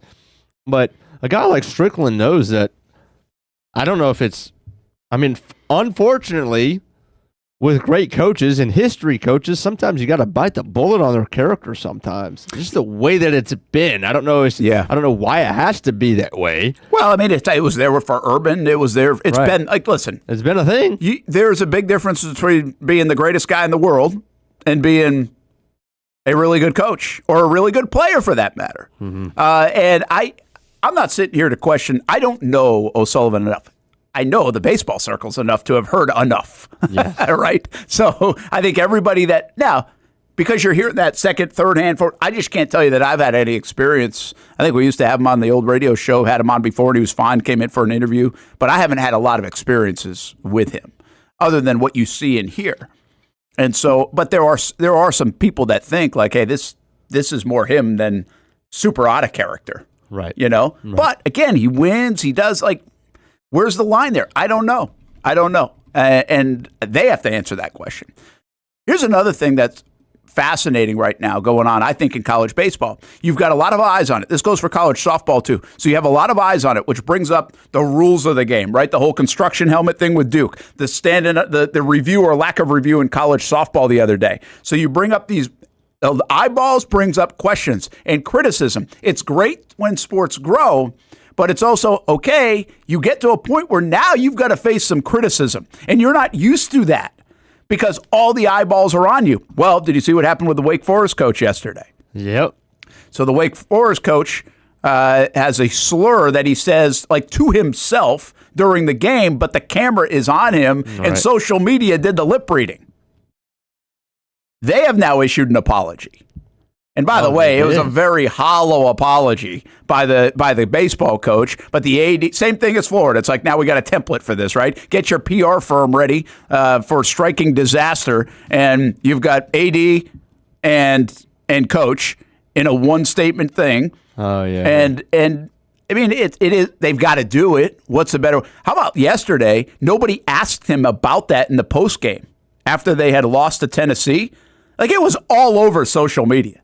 And nobody asked him about, did you say something that you shouldn't have said? Here it is from the coach. He said, I'm very sorry for my outburst and frustration last night, and I recognize the hurt and disappointment it has caused. I have seen the videos, and while I do not remember the specific moment clearly, that language does not reflect my values or the standards of this program. Yeah, I mean, it's a very hollow. I think both of them, we know what they are. By the way, that guy homered on the next pitch. He did homer on the next pitch, and that was, I mean, listen, awesome. Tennessee will bring out the bad in everybody. Oh, yeah. I mean, Tennessee will make you go to places that you really don't want to go, probably as a human being. I think that's one of the things that program does, man. And I think in a way it's like, I can't decide if it's good for ball or not because people talk about it. But the point is, if you're going to now have eyeballs on it, we're going to talk about you and we're going to watch more. These guys better watch out. They got cameras rolling. Yeah, they might want to wish they still had their COVID masks on. Yeah, football guys, well, not only that, but football guys and basketball guys, they know that this has existed because they know the microscope has been on them. Now, it doesn't mean they don't make mistakes, but I think my point is baseball people in general or softball folks, they haven't had this many cameras on them like ever. Yeah. So you can't get away with stuff that you maybe thought you could get away with. And that's still a baseball world where you got a lot of old school people. And whether it's tactics, words, whatever else. And I also think baseball people in general, and maybe, I don't know if it's commissioners, they got to be careful about where this thing's going. Mm-hmm. Because what you do is you invite, not the Wake Forest situation, but you invite this antagonistic and just testosterone-based stuff with the Tennessee. If you let this keep going, I said to you after the show yesterday, like, I played ball, and when we had big moments, I never remember looking at the other team. It is like the instant reaction now in today's ball. And I wrestle with this because, like, hey, it's bringing light to the game. It's something to talk about. Polarization is big. If they're talking, they're talking. That's not a bad deal. But you also invite this. Like, if you got Florida team, and I don't know how bad they are compared to everybody else, that's yapping all the time and acting like fools on the field sometimes. And I'm not saying that they do. I'm just saying if you did, and then you see your coach act this way toward a representation of a regional, well, no wonder where it comes from.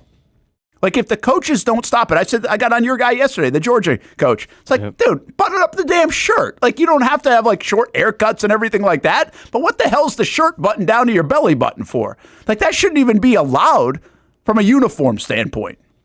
I mean, you can't wear, like, a certain amount of height of socks in the NFL without getting fined. Like, that's not a new thing. That's true. But, like, so how far are you going to let some of this go where you lose control and you kind of encourage this kind of conversation, action, all these things? And by the way, they're 18, 19, 20, 21-year-old, 22, 23, 24 now year old guys that, quite frankly, don't make great life decisions all the time. So I think, like, they're setting them up for some of this, and they got to be careful with it is part of the conversation that they've got to, that you wonder about in college baseball right now. It's just really weird. It's a weird vibe versus anything else that's played collegiately. Like, weird vibe. And they're trying to police it a little bit, but I don't know if they really are trying to police it.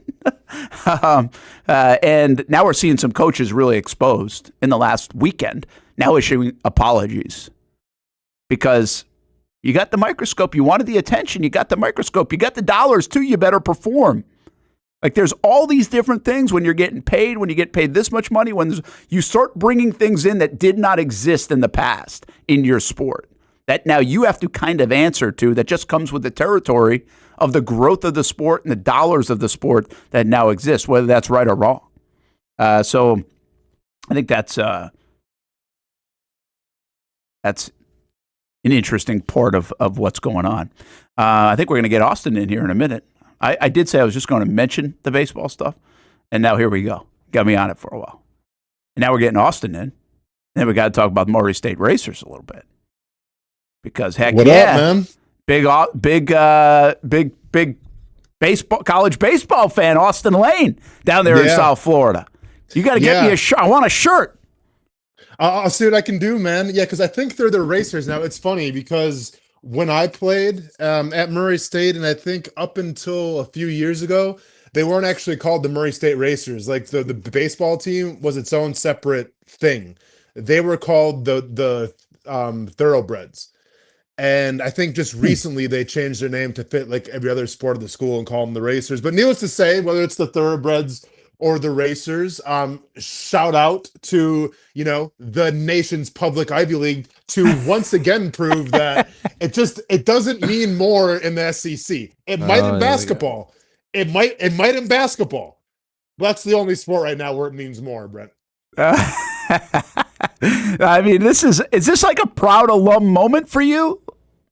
Oh yeah, I mean it's crazy, especially how last night went down. They were up 12-3, and then what? Did they walk like 6 batters in a row? And I was like, oh, okay. Like, it's one thing if Ole Miss beats you, but go ahead and lose in the most devastating fashion of all time. So like I was getting ready for that, and thankfully they're able to hold on for a very exciting game. But crazy, man, crazy that they're advancing on, and now just like all the experts wrote it. Duke Murray State in the Super Regional. Hey, well, you said it too. I can't assume people watch the game, but like, holy cow, they're up 12-3, and you thought they were going to lose. Like 12-3, and you're like, oh my gosh, this is not going to end well. And this was in the 7th inning. Like you actually felt that way, and it was the last time I felt this way. I've told this story before. I covered Albany as a 16 seed beating or playing UConn as a 1 seed way back in like 2003 or 4 or something like that. And Albany was up 16 points with 12 minutes to go in the game. And I was like, they're still going to lose. And guess what? They lost by like 13. Like it was crazy. But you actually felt that way. Yes. And they walk in people. And I'm like, please, I hate people. I hate when people walk people. I can't stand it. And so now I'm like, I told Hamby this. Steph was like, I can't watch this. Change the channel. Like I can't watch it. I just can't watch them walk people. And and then that kid, man, the game-changing play is the big slugger for Ole Miss.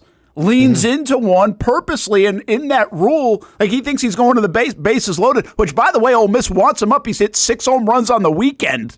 Correct. And he leans into it, and it's an automatic strike if you do that under the rule book. And they found out that they said that he did. They've reviewed the play. He strikes out. The dude on the mound strikes the next guy out, and then he ends up obviously hanging on and finishing down the run of it. But what an amazing, Murray State just beat Ole Miss in baseball. Like, that is insane that can happen. Yeah, man, it's wild. And once again, I can't remember the dude's name. It goes to show you how much of a fan I am. But their like relief Kellum pitcher, or something? Yeah, the relief pitcher that came in that threw like all the nasty curves. I mean, he essentially won them the game, I think, against, would have been Georgia Tech as well, where that was a nail-biter game where Murray State was up. They kind of sacrificed the lead a little bit, and it comes down to, the final couple outs. And that's what I knew. And I have no idea who this Murray State baseball coach is, because when I was there, they had a guy that was there forever. Yeah. So I'm not sure who this new dude is. But when they played Georgia Tech and they went back out there, and you have to get 3 guys out, the last, the guy's struggling, the pitcher's struggling and everything, coach comes out, and then he proceeds to throw nothing but curveballs. I think he threw 6 or 7 straight curveballs and ended up, the guy fouled some off, threw some balls, but ended up striking him out. And it was at that moment, man, when you're the cojones of the coach to go, you know what, we're just going to throw straight curveballs the entire time. Lifetime contract. On the spot. Even because, one of my really good friends that I played ball with is now the AD at Murray State. I text him like, lifetime contract right now. I don't care what it costs. Keep him, retain him. He's a solid dude. So yeah, it's really cool to watch, man. And like I said, now it's off to Duke, which will be interesting. It's interesting. I'll give you a little small world story. So I go looking up this coach, and I have no idea about him. But then I see Grand Valley State tweets out something like, congratulations to former Grand Valley State. Grand Valley State was in our conference in Division II when I played. Well, my former roommate was an assistant coach at Grand Valley State for like 10 years and then was the head coach for like another 10 years. And so I just talked to him this morning, and I was like, hey, did you coach this guy at Grand Valley State? And he's like, yeah, he coached him. Dang. So how small world is that? Yeah. But he said, like, I was asked, and he doesn't know, I don't think we found this out, like how much money. What I can't get over is the guy, Bianco's a very good coach, obviously, at Ole Miss, and won a national championship a couple years ago. But he's probably making like $1 million plus, because that's what they do now in the SEC. And I'm figuring like the Murray State guy makes $150, 200 Division I. I don't know what he makes. I have no idea. But the number, like my old college roommate gave me, he's like, oh no, it's way less than that. So I don't know which one he's right, but he told me he's like he has to hustle for everything. Like they don't have a ton of resources behind baseball, and like I think they only have like one paid assistant. I mean, it is very. You're talking about a different animal, is my point. And he actually brought up a good point. Like the way you approach it is almost like Last Chance U at Murray State. Like if you feel like you haven't had a chance or something like that, come to Murray State and play ball, D1 ball. And we'll give you the shot. And that's kind of what he's done, almost like this ragtag group in a way that they've been able to build into a team that can freaking beat Ole Miss. So it's such a cool story. Yeah, I mean, dude's probably working like at a Academy Sports or Dick's Sporting Goods just to try to, keep pace. And then like he's also coaching on the side now. But no, it's a cool story, man. And like, listen, it's definitely kept me humble through the process just because like I want to get on here and talk smack and do all this stuff. I don't know how the rules of college baseball work. So like when Murray State won the first 2 games, I'm like, okay, cool. We're off to Omaha.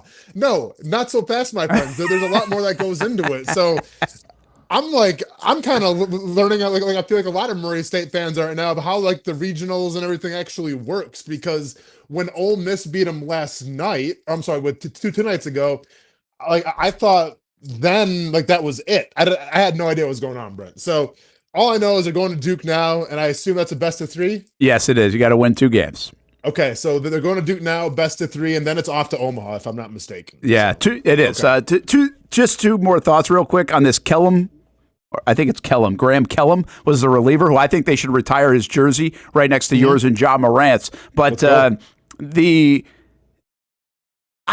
I love in sports when there's so much pressure in a way, yet there wasn't but when you're up 12-3, you're up 5-0, you're up 9-3. I think they were actually up 12-2 at one time. Then there's kind of a pressure on you to deliver. And so when it's 12-8 and 12-11, the amount of pressure on that young man and that team at that time to kind of finish it off. And on the flip side, the amount of pressure on Ole Miss to not get upset by this team that has nothing like you. It's just like, I just appreciate that in sports, that when you can really see it, like that's the genuine nature of sports. That's competition, when you can like just feel the strain and the stakes and see it on these kids' faces. And they were all feeling it at that time. The one other observation I have is, and I wonder if you saw this, did you see the handshake between the 2 coaches at the end? I did. Yep. So there was a long conversation, it seemed like. Yes. And so what I'm curious, what do you think happened? I asked Steph this morning. Like, do you think, you know me, I'm a sucker for the handshake line. And I thought Bianco, the Ole Miss coach, was very classy and because he said something to him, right? And he was like stoic the whole game. He hardly had any emotion. But I wanted to know, did you think the Murray State coach was trying to avoid smiling because he was just so happy in front of Bianco and kind of like felt like it would be rubbing it in? Or was he holding back tears in the moment? Because I initially thought tears, and then I went, maybe he was just trying not to smile to kind of make it seem like, oh my gosh, I'm like giddy excited that we just beat you. Oh yeah, for sure. So here's the thing, like, and I noticed, I watched every game, and I noticed it through every game. And like, Murray State upsets Ole Miss the first game, and they upset Georgia Tech the second game. That coach for Murray State has showed zero emotion, at all. Like zero, like no celebrating, no nothing. Even like when they interviewed him, I think after the Georgia Tech game, he's just like, all right, yep, no, we got to go on, we got to go to the winner's bracket, and then we'll see. Like there was nothing. Like, dude, you just beat Ole Miss and Georgia Tech, and now you're like in the winner's bracket. Like, it's okay to, to be a little excited, but it's almost like he expected it. And then even last night, when you're up 10-2 or whatever, and then they come back 12-11. I'm sorry, 12-11. Zero emotion, Brent. Yeah, no if that pulse. Would have been me. If that would have been me, Brent, oh my God, you want to talk about the roller coaster of emotion? As soon as they got to 9, I would have just been like, y'all gonna really cost me this game right now? Like, I would have been losing my marbles. Didn't do anything. Just kept it cool. And like, even it was funny because even like the coaches behind him, the pitching coach was kind of shaking his head a little bit after like the 4th or 5th walk in a row. Like, everybody around him was kind of showing some of that emotion, as you should. Like, you're up by whatever, 11, 12 runs. That coach showed nothing, Brent. So to answer your question, when they're going through the handshake line, I just think that's who this dude is. And obviously I've, reached out to some friends. Hopefully we can get him on because I've been dying to pick his brain about it too. But I just think through that handshake line, when you're talking to the Ole Miss coach, who's obviously a respected legend in the sport, I just think that he thought, it was a great game. I think that our guys played the game the right way, and that's it. And So here it is. So is he crying? Is he trying not to cry, or is he trying not to smile? I mean, he is holding something back, it seems like, right? Maybe trying to hold back tears a little bit. And I just think the Ole Miss coach here is just saying, like, you guys play the game the right way. Brent Martineau baseball, if you will. Yeah. Hamby, what do you think? Crying or smiling? No, I think I think he is. And I think the Ole Miss coach, Bianco, is kind of like, bro, like, it's okay to let it loose. Like, you beat us. You earned it. You're moving on. Yeah. But he's like, hey, like, congrats. Maybe he's like, hey, I remember my first time when I went, like, let it all loose. These guys, by the way, they had 8 two-strike hits, somebody told me, in this game. Mm-hmm. And meanwhile, you know what Ole Miss is doing? Swinging for the downs. Of course. Right? Like, because that's what they do. And it's just, listen, I'm not telling you can win national championships playing this way in today's landscape. Those players at Ole Miss are really, really good. Yeah. But I did think about this. If you watch Little Rock and what they did, and if you watch Murray State and what they did, and you've seen other examples, heck, I thought Columbia out of the Ivy League played unbelievable this past weekend, right? They gave themselves a chance. Like, there are other examples of it. Even if they didn't win, they came close. I feel like if you take Bianco and you say, hey, like, this was truth serum, I think he would love to go coach those Murray State guys. Yeah. Now, I'm not saying he would trade his team and talent and everything else. And I'm not saying he hates his team. But I think at the root of what we're at in today's baseball and college sports, where those guys at Ole Miss are all getting paid. And with that becomes this prima donna, almost soft nature of entitlement. Those Murray State dudes don't have that. Like, that wasn't it. They ain't getting paid. And that is old school sports. Like, we still have this cross between new school and old school. And I just think, like, you take the LSU coach, he ain't trading his guys, but he'd love an opportunity to go coach those Little Rock guys too. Yeah. Because that's why they get into coaching. Like, that's what like, to me, those schools showcase everything that's still right about college sports. Like, that's the way, at least right now, we have that link to the way it was when you played, Austen, right? And actually 5 years ago, people played. That link has been really disconnected. Yeah. No, it definitely has. And I think, like, listen, we talked about it a little bit, but I just think it's a testament because, like, this isn't like Mercer beating Duke or, like, I can't remember who beat Virginia as the 16th UMBC, season. yeah. Thank you very much. Yeah. Like, it doesn't feel like that, but it does feel like, hey, like you said, the guys that you played against are probably making a pretty good amount of coin to play baseball at these universities. And you guys went out there and you kind of shocked the world a little bit. And, like, yeah, obviously after the game, the players celebrated. And I think there was even a little more jubilation because of how the game closed out, where it was 12-11. Like, I felt like if they would have won by 10 runs, maybe it would have been a little less. But, it came right down to the wire. But I think it speaks volumes when your manager just doesn't really do anything. He's just like, yeah, we expected it. Now we're on to Duke. I mean, if I would have been that manager, man, I would have been, shooting Gatorade off, because, like, how many moments of that do you really get in a lifetime, right? Like, and let's be realistic. Are we gonna be talking about Murray State now year after year, going to super regionals, trying to go to Omaha? Like, I don't know, man. Probably not, but who knows? But at the end of the day, like, I just think it speaks volumes when you accomplish that goal and you're just calm, cool, and collected. Yeah, it's pretty cool. It's good stuff. Now, I will say this, like, even these teams that are making a little bit of run, they do utilize the transfer portal now. Everybody's getting utilization of the transfer portal. Like, you can't find it's not like this was they might have some guys on the roster that have been there a little bit longer and stuck it out and stayed through, whatever. You could have that, but you don't have a lot of that. Even in these Cinderella type stories because everybody's just moving. I mean, I think the portal might have opened yesterday or something, and by noon there were 1,000 baseball players in the portal. it's unbelievable. I don't know where the hell they're all going. I can't figure that part out. All right, let's do this. Take a break, get on track. We come back, we talk a little bit of Travis Hunter. Casey Kurtz joins us as well. I don't know if we got trivia or something else today. We'll have something. We take you until 1 o'clock here on the Brent and Austen Show on the Action Sports Jacks 24/7 network.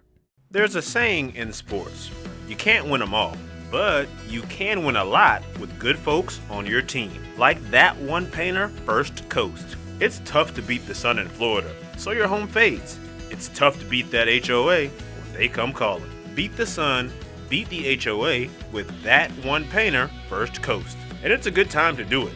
Less rain to work around, and painting in mild temperatures is perfect. After all, the paint bonds to the surface so much better. Give that one painter First Coast a call at 904-417-3557 or look them up at first-coast.thatonepainter.com. Fast estimate, guidance on color and HOA requirements, and the highest quality job you'll find anywhere. Be a big winner in your neighborhood with that one painter First Coast on your team.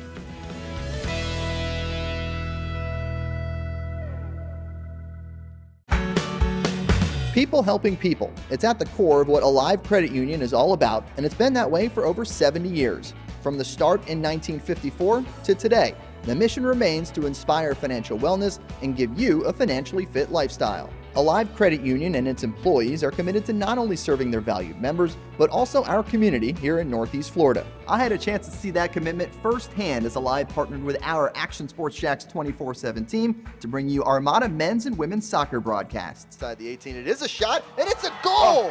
Chloe Chivers! And that connection to the community continues with Alive Credit Union's support of the Police Athletic League of Jacksonville. Alive Credit Union's commitment to our community also involves serving the financial needs of all first responders through the recent merger partnership with City and Police Federal Credit Union. Join the community and become a member of Alive Credit Union today. Find out the many ways you can be inspired in financial wellness at alivecu.coop.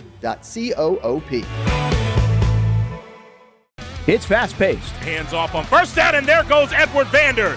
High fly. Wide open receiver. It's caught. Action-packed. Weekend fun.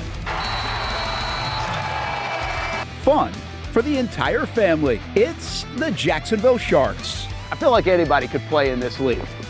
It's gotta be like backyard football, right? Whoa! This ain't the Arena League, Brent. This is the indoor league, and they play defense here.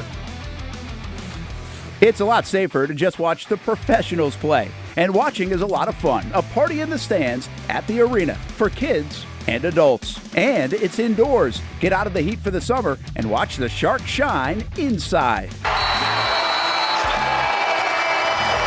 Jacksonville Sharks football, season number 15. It's the drive for 5, and it's still alive. Get your tickets at jacksharks.com.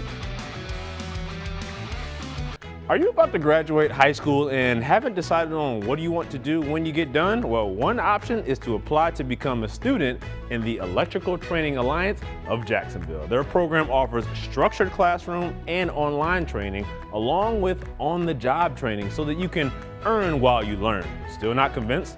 The folks at ETA Jacks are a tuition-free 4-year apprenticeship program. There is no tuition and no student debt. Just pay for your books and your fees.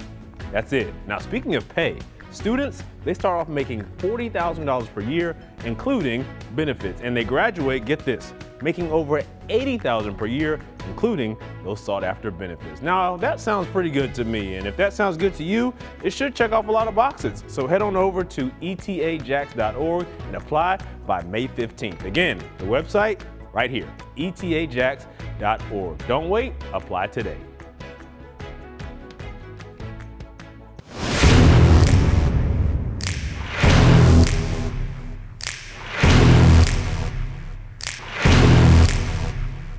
Grab some friends and go to a restaurant or head out for a drink and some conversation. Watch your favorite team play on the big screen. Or how about play some games? You can do all of that in one night at Best Bet. Each location has a different vibe, its own personality, like here at the original Best Bet in Orange Park. When you walk through these doors, everybody knows your name. And here in St. Augustine, it's the newest location. Play some poker. How about the table games? And don't forget about Ace's Sports Bar and Grill. And then there's the Jacksonville location right here on Monument Road. It's the biggest poker room in the state of Florida. Maybe you'll find yourself a seat right here at the final table. Best Bet, where you can have the best of times. And that makes you always go home a winner. Try any of the 3 locations, and you can always visit bestbetjacks.com. Welcome back to the Brent and Austin Show, streaming on the Action Sports Jacks 24/7 network.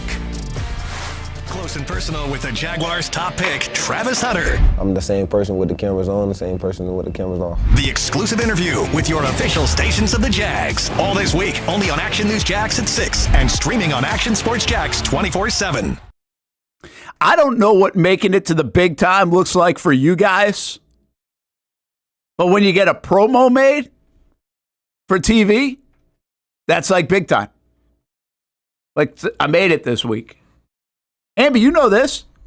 And promoting daily promotion on Brent and whoever.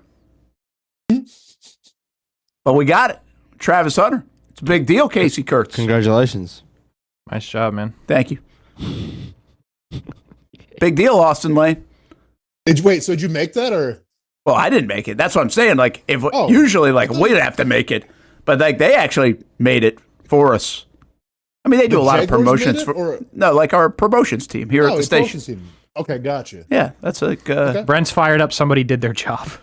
Yeah, no. Like, No, hey. their job does not usually include on a daily basis pushing Brent in sports. Hey, man, that's what I'm saying. Okay. No, that's fair. Like that's usually like you see Borish or Mike Burris predict the weather. Whoa, Ben Becker story. Like, yeah, like kind of his job though, you know. Yeah, but that's called a promo in the business. Like I'm sure back in your radio days, you used to have to tape something after the show that would run like throughout the day, right? Whoa.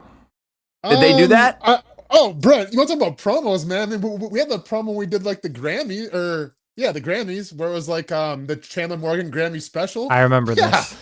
See in there. That's what I'm John talking Bastille, about. Yeah, I was talking about John Bastille, being the underdog, winning them. Did he win? Yep. But were the bosses upset because we don't play John Bastille? Didn't matter. I still called it correctly. Just because I didn't mention Ariana Grande or Katy Perry doesn't mean I wasn't right. See, that's what I mean. You had made it big time. You were on like a promo. Yep, for sure. Got to talk Hopefully, Grammys. Travis Hunter doesn't get cut like a year later like I did. That's all good. You should be all right. Well, no. Yeah, that's not a Travis Hunter thing. That's a Brent thing. Yeah. Oh, okay. That's the way things work in our business. By the way, those guys aren't just doing their job. They do their job all the time, but they're usually promoting like a news story tonight. Yeah, I got you. Instead of a sports story. That's kind of the big school bus safety, Brent, Brent got in when there. You did the article, did they promote one? Did you have like an article thing for like, Brent Martineau's special Detroit Lions article thing? Nothing. Should have. Nothing, huh? Nothing. Hey. Stubborn heads it is, all right. I have, today, I'm going to go talk to Tony Baselli. And I thought hard about this.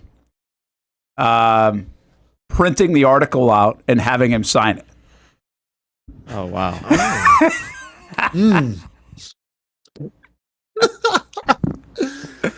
I mean, I feel like he wouldn't go for that, but hey, more power to you, Brent. I got to wait till a little bit later. But I'll tell him, like, the article's a big deal in our circles. Sure. So, like, hanging on the wall here, the Action Sports Jacks 24/7 Network Studios. The article may have got Tony Baselli hired in the first place. Maybe. That's what I'm going with. That's what I would go with, too, if I were you, man. Okay, Come on, Casey. You're a memorabilia guy. Yeah, I am. What does that have to do with memorabilia? It's a piece of paper. You print it out. And a printed off article, like mentioning him a little bit would be great. Like, Casey, what is that going to fetch for? Talking about an NFL Hall of Famer here, first pick in franchise history. What is a Tony Baselli signed Brent autographed article going for these days? I think my eBay listing would be paper you could use the other side of to print something you need. Scratch paper. Scratch paper. I actually $1.99. I actually did think of this part of it. I was like, it would be way better if it was actually in article form. Like, there's nothing in article form anymore. Like, if we print it out off the website, it's got all those goofy infomercial things that also come across. Like, you can't just print an article and frame it. No. Those You days know? are gone. Or it's not like I printed it in like the Florida Times Union or something, you know? Do they even print that anymore? I doubt it. Maybe you could try to get it in there. Yeah, that is a shot. Come on, Brent. It's just reality. Print media is still a thing. It is, but not in the form that it used to be, is my point. Sure.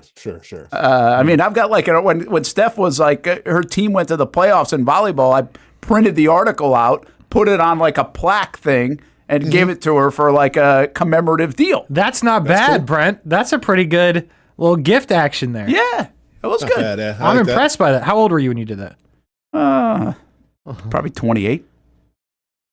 That's a good job. That's good work. Still in his prime. Yep.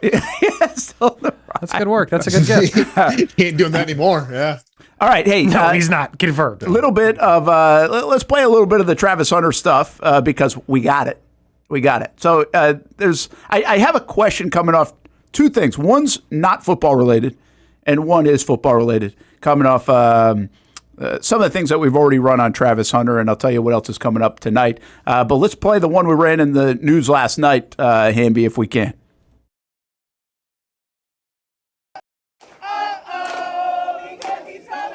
With sound. Yeah, always been goofy, always been outgoing, always, just making sure I'm just having fun. That smile that you just flashed is something that's becoming pretty synonymous with you. Where's the joy come from for life, for football? Where does that smile come from? I just being a kid, just me being a kid, just being able to go out and see everything come to light, everything that I've dreamed of, everything that I've wanted. It just make me happy, being in this position. Hunter was born in West Palm Beach and got his start in football in Boynton Beach. In middle school, Travis and his mom moved to Georgia, and that's where the legend of the future Heisman Trophy winner started to grow. Are you where you are now if you don't make that move? I couldn't tell you. I mean, I'll be the same person, but I don't think I'll have the same energy and the same, go get. Was it that tough? Yeah, it was tough. But once my mom moved me, it was just like she put me in a space where like I got no other family. It's just me. I got to go to work. I got these 4 years of high school, get through those. Then I got 3 years of college, get through that. And then once I get to the NFL, I got to go until I can't go no more. And once I'm done with that, then I can sit down and relax. That's kind of been his motivation all along. Just go and Energizer Bunny it, which is the way he is. just wants to relax. And then he'll relax later, which will probably include some fishing. But, here's the fascinating thing I was thinking about with him. He's got a complex background, Austen. From West Palm to Boynton Beach. His grandmother helped raise him from everything it sounds like. His dad had Travis Jr. when he was 17 and a half years old. Then mom ends up, before he even gets to high school, like the legend started to grow down there in Boynton Beach. Lamar Jackson also played down that area, guys. So you got two unbelievable athletes that people talk about down there. But then he moves to Georgia, and they're literally like his stepdad and his siblings living in like a one hotel room in Georgia when he's going to school. And then he eventually moves in with his high school coach. So I guess my point is there's a lot of different layers of everybody's story, really, where it can take a different direction. And through that all, he's kind of this like happy-go-lucky guy that probably had other reasons at times to not be, which I think is kind of cool about Travis Hunter. Yeah, I remember my mom always said this. I didn't really get it at the time, but it made sense, when I became a father and everything. But like when I got drafted and like the news people, like that they interviewed my mom and they asked her like, what do you attribute to Austen getting drafted and everything? And she said like, don't look at me, like it took a village. And I'm like, I didn't really know what that meant. I'm like, you helped me out and everything. Like you're the main component. But then like looking back on it, like, yeah, it was coaches, it was friends, families, it was my grandparents. But by the sounds of it, that's kind of what Travis Hunter had as well, where it kind of took a village, but through that process, regardless of, he was who he's looking up to, like he still, remained the same dude. And to this day, I feel like he's the same dude. Why? Because he was wearing Pokemon pants when you're interviewing him, Brent. So I feel like if you're comfortable enough to wear Pokemon pants when you're getting interviewed for a TV station, you probably know exactly who you are. So I think that's the two biggest things, right? It's having that support system around you. It's being raised by that village.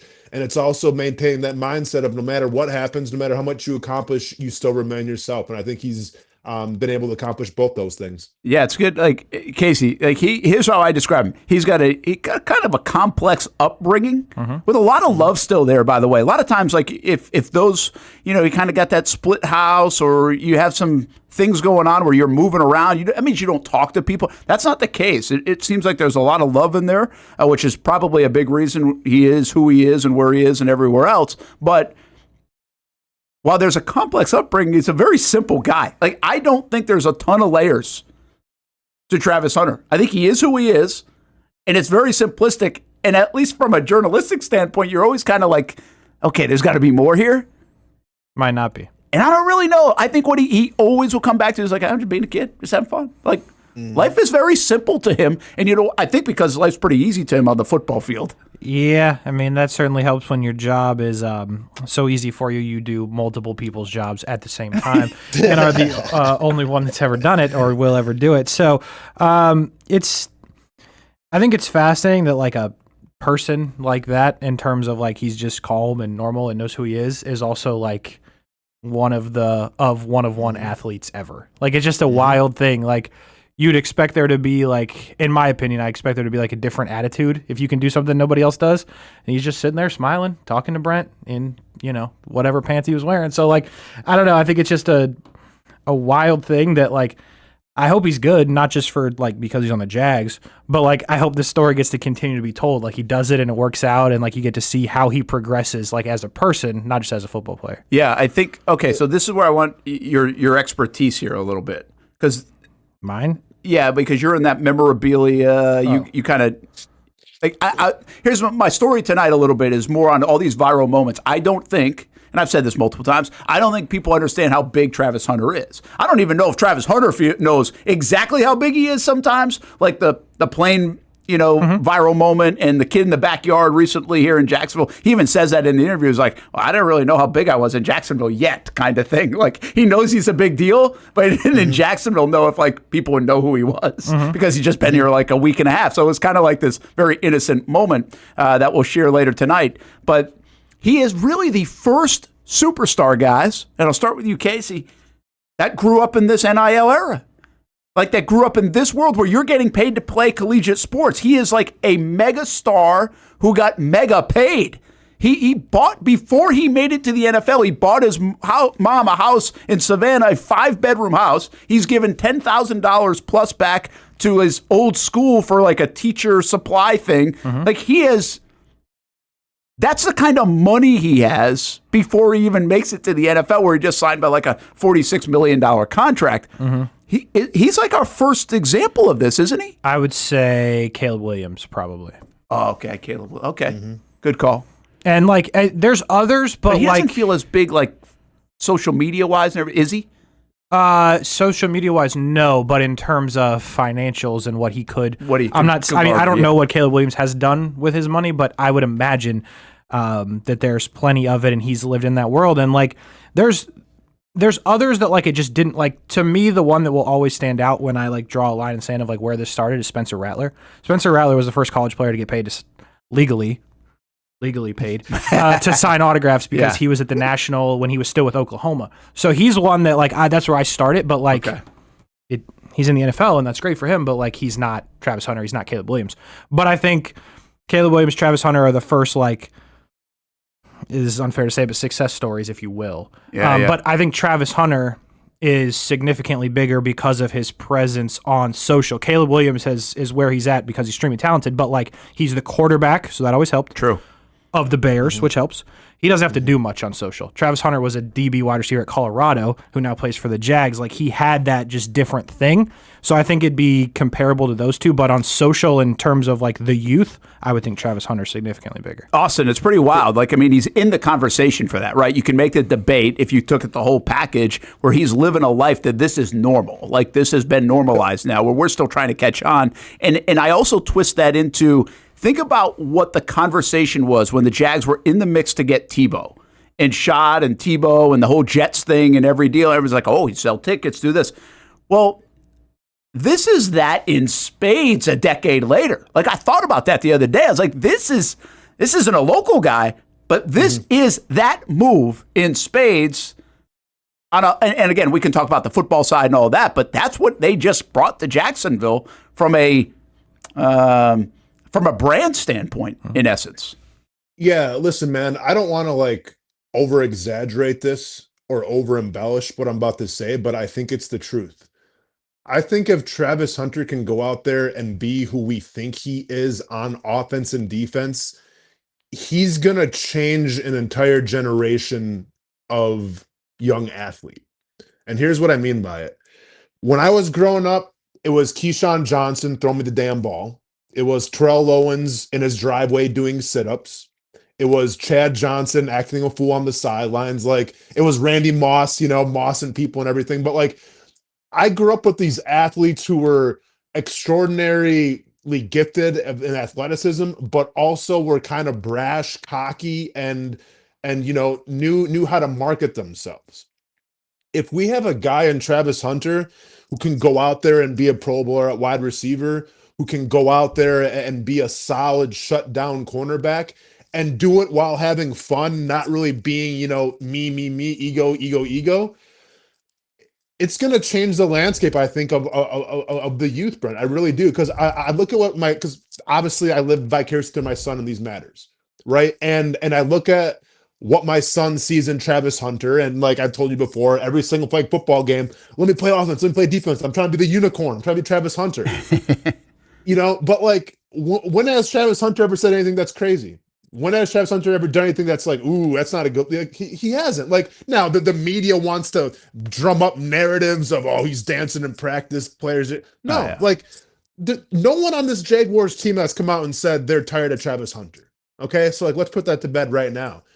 If he can go out there and do what he does, Brennan, on both sides of the ball, like I said, I think he's going to change the mindset. I think he's going to change the culture of youth athletics, and I think it's going to be for the better. Like, if I'm a dad out there and I have a 10-year-old or an 8-year-old or a kid that's coming up in sports, I have no problem pointing at Travis Hunter and say, hey, you see how much fun he's having? You see how he's conducting himself? That's how it should be. Yeah, and I think just even a step further than that, I think you point at Travis Hunter, like if you watch the interview that Brent did or just anything that you just mentioned, Austin, it's like, I'm not okay with you being him. Like, you should try to be. Like, that's who you want to be on and off the field. To this point, He's given you zero examples why you wouldn't want to be him. He's handled everything the right way.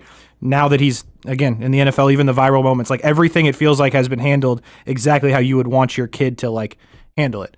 And I think that's I think that's really cool. And going back to the draft and what we're talking about, it blows my mind still that whoever the owner of the Cleveland Browns is, I'm sorry, bro, I don't know your name, but congratulations to you. Haslam, I believe.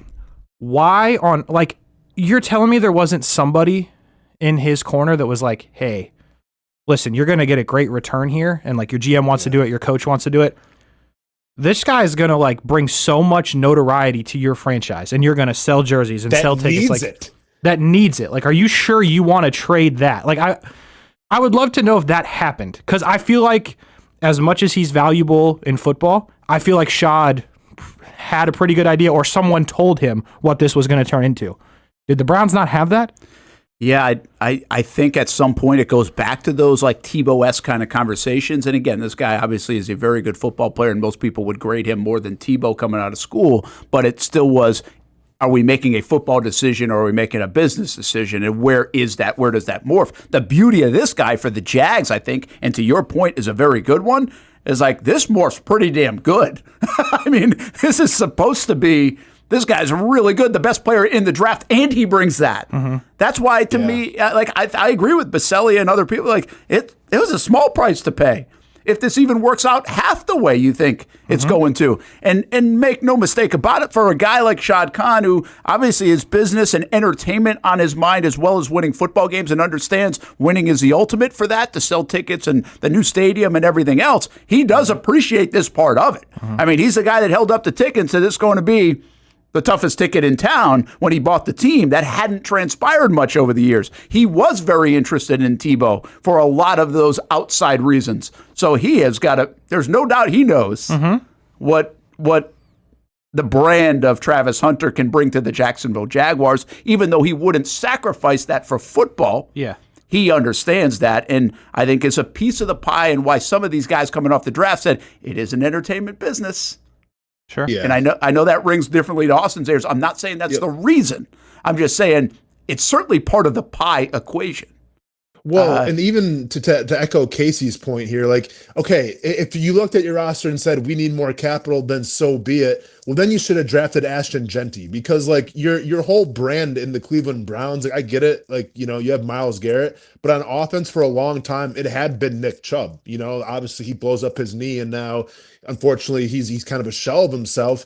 But like, then you should have got Ashton Genty. Like, if you're worried about like marketing and in terms of like what your fan base is into, don't get two other running backs, bring them in. Don't get Shadir Sand. Like, go get Ashton Genty then, who was probably the surest thing in the draft. And I get it. You get Mason Graham. We'll see how it all pans out. We'll see. But like, I totally agree with Casey here, where I think you had an opportunity to at least excite your fan base, excite the National Football League, and you did the exact opposite by getting a guy like Mason Graham. And listen, you don't win football games for optics. I get that. But when's the last time the Browns had any good optics?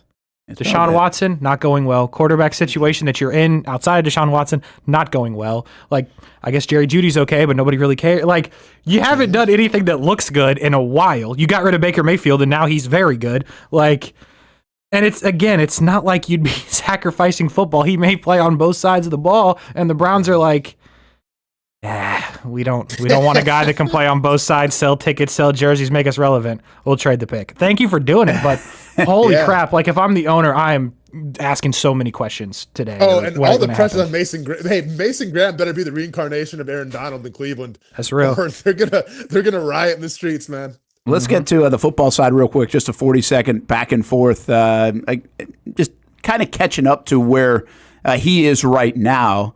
When it comes to this offense and acclimating to the NFL. When they get closer to the season, then I'll set some goals. But right now, I just want to be out there, get comfortable with my teammates, play fast, and I just want us to win. Do you feel like you're playing fast, or will that take some time? Nah, I'm definitely playing fast. You know, when I get to play, you can tell that I know to play because I'm doing everything I'm supposed to do. This is a complicated offense, though, right? A little bit. Not too much, but a little bit. Yeah. So, do you have to be patient with yourself? Yeah, you definitely gotta be patient with yourself. You know, coaches, they understand that they're putting a lot on our plate right now, but you know, as a player, you want to have everything right. You want to make sure you do everything right. Part of the conversation, by the way, is he acknowledged at times like the vets have done a good job picking him up when he's in his own head or if he messes up a play, or so there was a little bit of a reference to that. But isn't that an interesting laugh when he said talk about the complicated offense? Mm-hmm. Like, yeah, I don't know what that meant actually fully, but he kind of acknowledged it is. But it is like it's supposed to be a pretty intense offense under Liam Coen. You would think. That's kind of why you brought him in here. So Liam Coen being so. I mean, I like the idea that it feels like he's got it under control, but again, man, I think it's just like a confidence. It's like, who knows if in his head right now he's like, I don't want to say worried, but who knows where he is in his head, like, okay, I got to figure out this and this. But again, it's very calm, cool, like, I'm going to figure it out, like, we'll be fine. Yeah. It's complicated, but that's cool. Like, I'll make it happen. It's like, reassurance. All right, cool. Austin, you remember anybody coming into the league that you played with that was like, yeah, I got this? Like, there's a dangerous thing of I got this, right? Remember the Gus days? Like, don't say I got this. And that's a real thing in life, in sports, and whatever. But it's kind of like, don't. You can ask me all these questions, but I agree with Casey. It's kind of comes across like, you can ask me all this stuff. But watch me on Sundays, and you'll see. Yeah. No, I mean, listen, there is only one player that I ever shared a locker room with where I thought he was going to burn out and it wasn't going to work out. And it happened to be my worst call that I ever made. And I couldn't have been any more wrong. And that guy was Travis Kelce. I didn't think Travis Kelce was gonna last long in the NFL. I thought he was a little arrogant, coming in his rookie year. I thought, he was cocky and just wasn't necessarily buying into what Andy Reid had. But obviously he figured it out, and he's one of the best tight ends to ever do it. So I was completely wrong there. And I think it just kind of goes with maturity, Brent, right? Like everybody kind of matures differently. Some guys it takes a year. Some guys like me, I think it takes a couple years. And it is what it is there. But yeah, I think Travis Kelce was the only guy where I kind of like, oh, this may not work out. And I was wrong. Did you, Brent, when you were talking to him, did you ever feel like, I don't know how to ask this other than like, did you ever feel the Dion part of Travis Hunter at any point during the interview? Nah, and I kind of wish. Isn't that wild? We do have like Dion stuff in there that I asked him about. Yeah.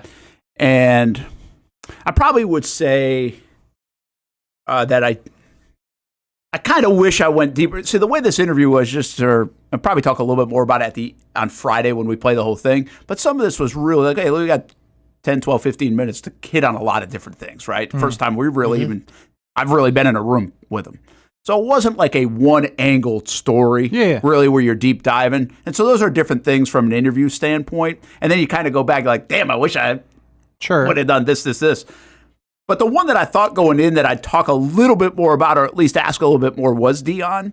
And when we do play it later in the week, you'll hear some of it, but it never really presented the idea of, is it better that you're away from Dion? Like there wasn't a really good opportunity in it, at least that I didn't feel, because there's a little sense of that, Austin, right? Yeah. Because he's not Dion. Like I don't think he's Dion, but he actually has to live his life under kind of the microscope that Dion did for all those years. So there is a balance there, and I think he appreciates him, and they talk, like he mentions the conversations with Dion that he had. But it does not feel like the same persona, I think is what Casey's getting at too. Yes. And I don't feel that either. I don't feel like, I feel like the Dion persona is way more abrasive, I guess is what I'm getting at. No, I mean, like, listen, I think there's a lot of coaches out there where if you draft a player, you're almost like they fall into a mold a little bit of what kind of guy you're going to get. Like, for instance, if you draft a Georgia Bulldog in the past couple of years that plays defense, you're probably getting a pretty good prospect and a guy that knows the game of football, that plays with intensity. Hamby, go ahead and patch up on the back if you want to. If you're getting a guy from Alabama in the past, like a Nick Saban type of dude, you're probably getting a guy that's very high IQ, that knows a lot about the game of football and things like that. When we talk about Dion, and I think we saw this with Shedeur more than anybody. Like we expect anybody to come out of Colorado to be kind of like this brash, love the limelight. I mean, look at Shedeur Sanders' draft party. Yeah. He had his own cube with, it was crazy. You didn't see that with Travis Hunter. So to me, I am a little more surprised that you don't really see a lot of the Dion influence in Travis Hunter, especially a guy that's so great on both sides of the ball. Like, you feel like if anybody was going to get influenced by Dion, it was going to be Travis Hunter, but he didn't. So I think that goes to show you, like, if Dion can't influence him, we're not seeing shades of Dion with these crazy gold chains and gold teeth and everything. Like, if we haven't seen that now from Travis Hunter, well, then spoiler alert, we're not going to see it at all throughout his career because he's not built that way. I think it's a good question, and I think it's a deep one. There's some depth to it because I think it's an us problem more than a them problem. I think it's what Austin just said. Like, we want to kind of put people in a bucket, right? And be like, oh, well, he was around Dion. He went to Jackson State. He obviously admired Dion, which he did coming out of high school. He wanted to play for him. But it doesn't mean he is Dion, even though he's this high-profiled athlete that everybody talks about. Like, Dion was a great self-promoter. I'm not really sure this guy's a self-promoter. I think he just happens to be. Like, anything he does is a thing, right? Like, he really doesn't have to be. And that's maybe a day and age thing versus when Dion played, where he had to almost push that brand and be everything. Here's the deal. I think Dion's really complex because Dion, to me, like, half the time I'll be there, man, I love some of the stuff with Dion. And then other times I'm like, oh, That's what I do this all the time over the years on the show when it comes to Deion. Right. And so to me, that makes a complex figure, which I find fascinating. I think this guy is not that. I think he's very simple, man. It's like, I love life. I love ball. And that is it. Like that's what I've been saying a couple of times. Like it's not, you don't have to dig too deep on the layers. What you see is what you get is basically what he said multiple times in the interview. It's cool. It's cool. I just think and Austen referenced it with Shador and the draft party. Now, does that kind of stuff happen with Shador because he watched his dad, not his dad saying you should do this, right? I'm not saying that happened, but is Shador like, okay, do I need to do some of this stuff because I'm his kid and he's like the most flashiest guy to ever do it? Maybe. But I just find it so wild that a guy playing both of the most talk trash, diva attitude positions, plays both of them. Yeah. And was coached by the number one trash talker, look at me in this position guy, could not be more different than that.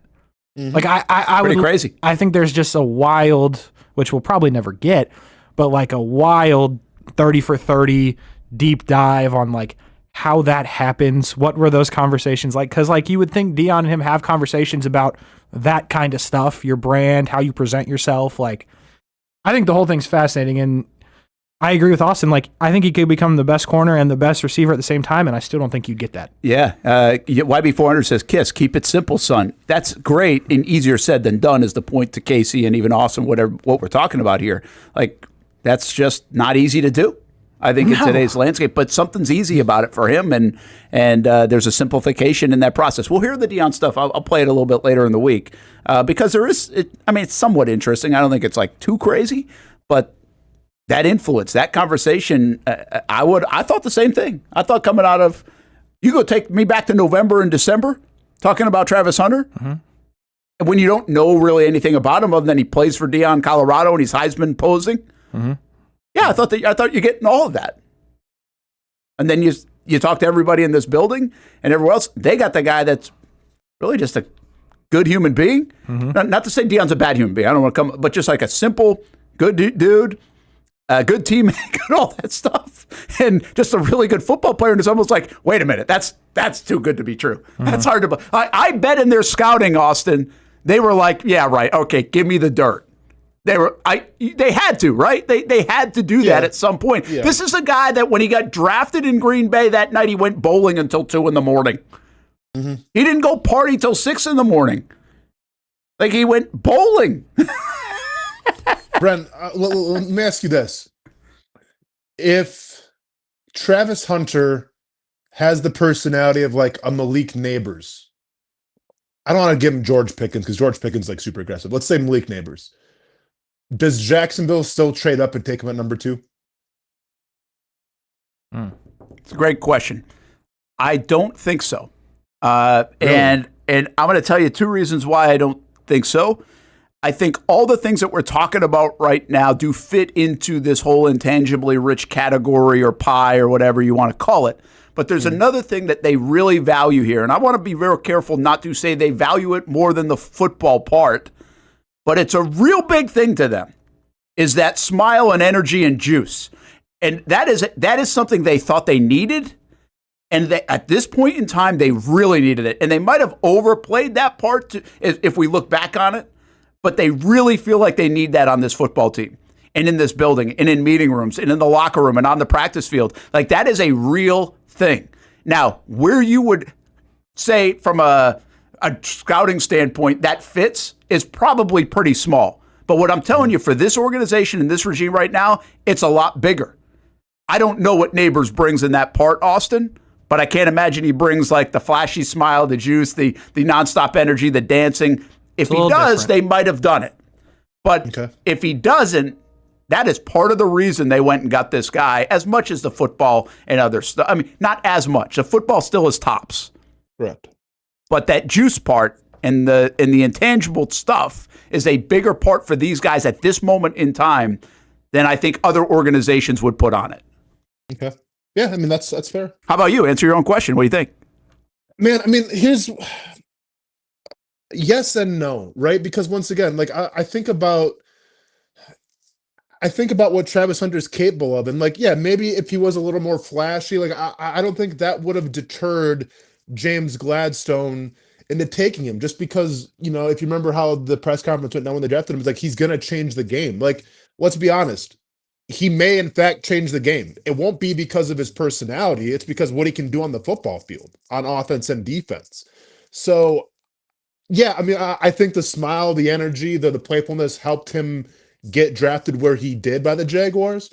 But I don't think if he would have been a little more, you know, your typical wide receiver, you know, me, I'm not sure if that would have, you know, taken back James Gladstone so much where they wouldn't have reached for him. Because like then I think of like Ashton Genty. Like, what's Ashton Genty's personality? I don't even know. Like, I feel like he's kind of a laid back dude, right? I don't think he's like me. But once again, like, the stuff on the field speaks for itself. Yeah, I'm gonna finish this up with this question, guys. I think there's so many different ways to look at it, but I do think they're asking this about everybody that walks into that building. And Austin, you know there are layers of this, and I really believe there are layers of this. Everybody says they want to be great.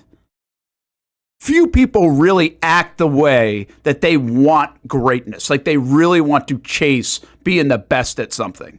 So if you sit here and look at this locker room right now, and I'm not trying to disrespect anybody, but I've wondered this. We talked Travis Etienne earlier. So when you look at Travis Etienne, you say, hey, do you think he says to himself every single day, I want to be the best back in the league?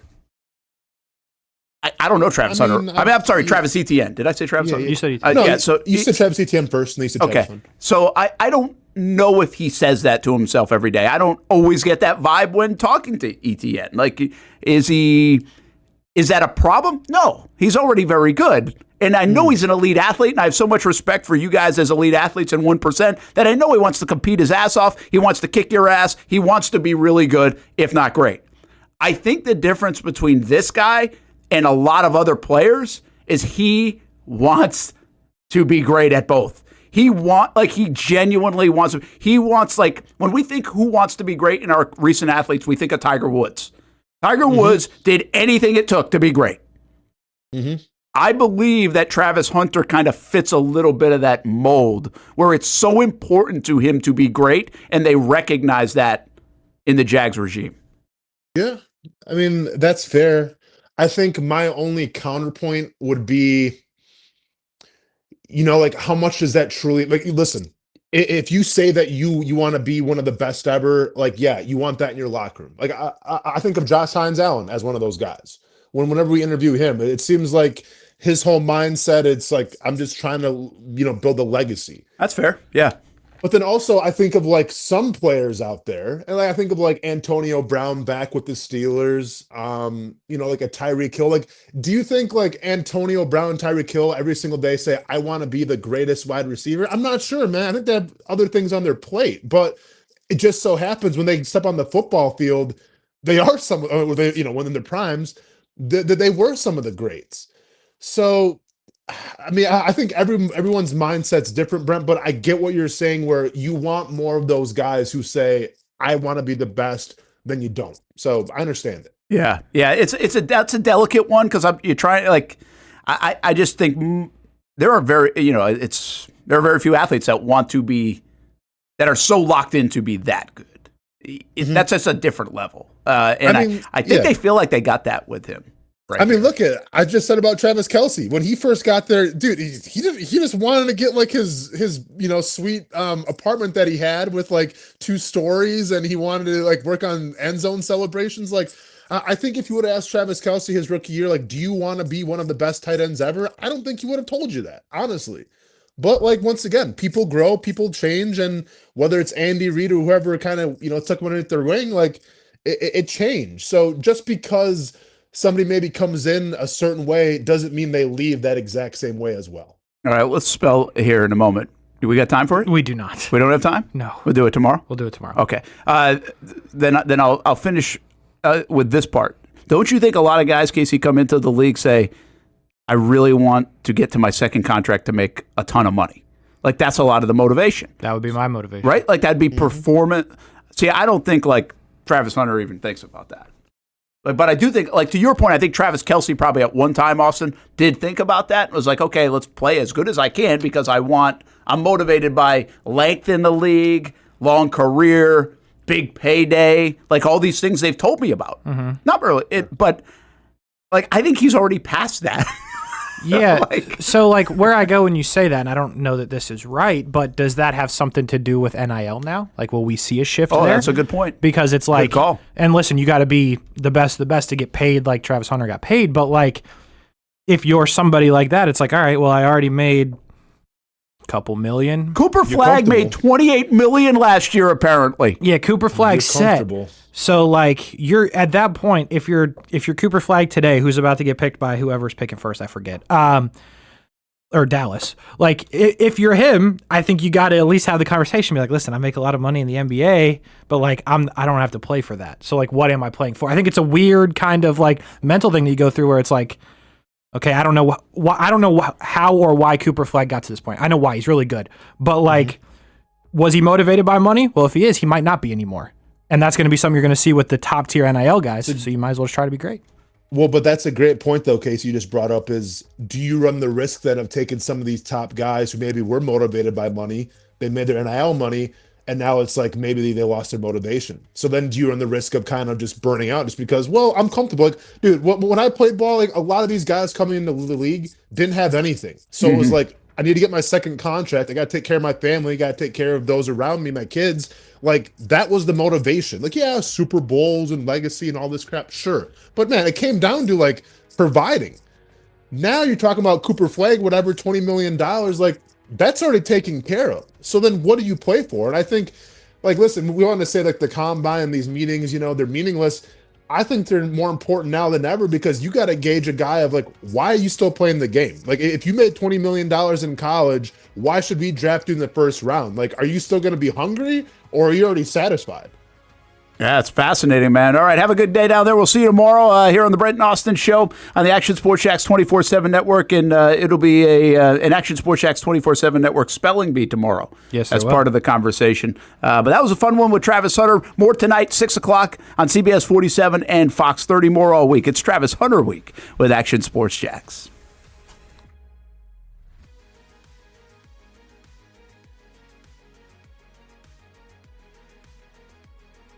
When it's time to get a new car for anyone in your family, just remember, nobody but Nimnick, the #1 Buick GMC dealer in Jacksonville. Get the latest price breaks on 2023 and 2024 models or the newest 2025 vehicles in the showroom on Phillips Highway or shop online at nimnickbuickgmc.com 24 hours a day. GMC Sierras, Yukons, and the redesigned Acadias, or get the all-new redesigned line with Buicks. It's nobody but Nimnick, and part of the reason why is this is a first-class buying experience here at Nimnick Buick GMC. You're not just a customer, you're a friend. This is about getting a vehicle that best fits you and getting you on the road, and also helping you and your family down the road. Nimnick has a treating you right guarantee, courtesy, respect, fairness, and most Buicks, GMCs, and Jacksonville's only Car Bravo dealer, nobody but Nimnick. Who has put in the most years and stands behind a better experience? Nobody but Nimnick. GMC. We are professional grade. If you look good, you feel good, and the medical professionals here at Ponte Vedra Vein and Aesthetics are here to make you feel your best.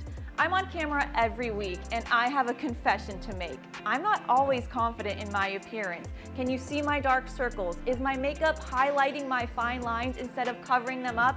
I question it all. So when I found out about the wide variety of procedures here at Ponte Vedra Vein and Aesthetics, I knew help was just one appointment away.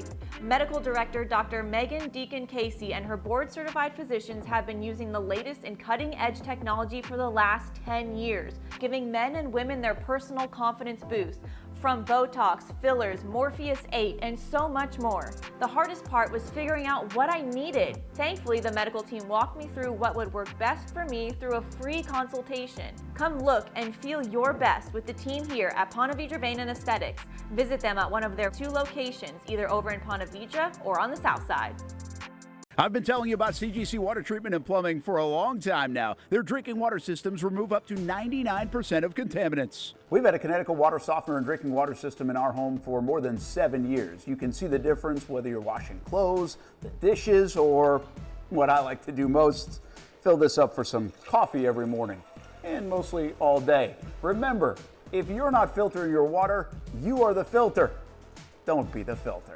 Right now, you can get a free Kinetico reverse osmosis system with the purchase of a Kinetico Premier softener. The experts at CGC Water Treatment and Plumbing will test your water for free and determine your water score. Don't know your water score? CGC will find out and recommend the appropriate Kinetico water treatment solutions so you can improve it. Call 904-552-1242 or visit cgcwater.com. Ask about our 90-day love it or leave it guarantee. CGC Water Treatment and Plumbing, an authorized independent Kinetico dealer. Florida license number CFC 1432579.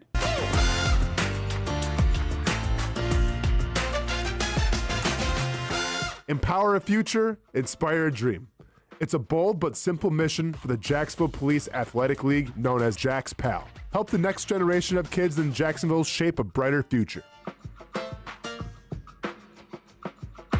Their after-school programs, teenage leadership programs. There's community outreach. It's been just an awesome opportunity to be out here with my colleagues and do something good for the community. It's really been an interesting opportunity to just see everybody work together in a way that we don't normally in the office. And there's sports.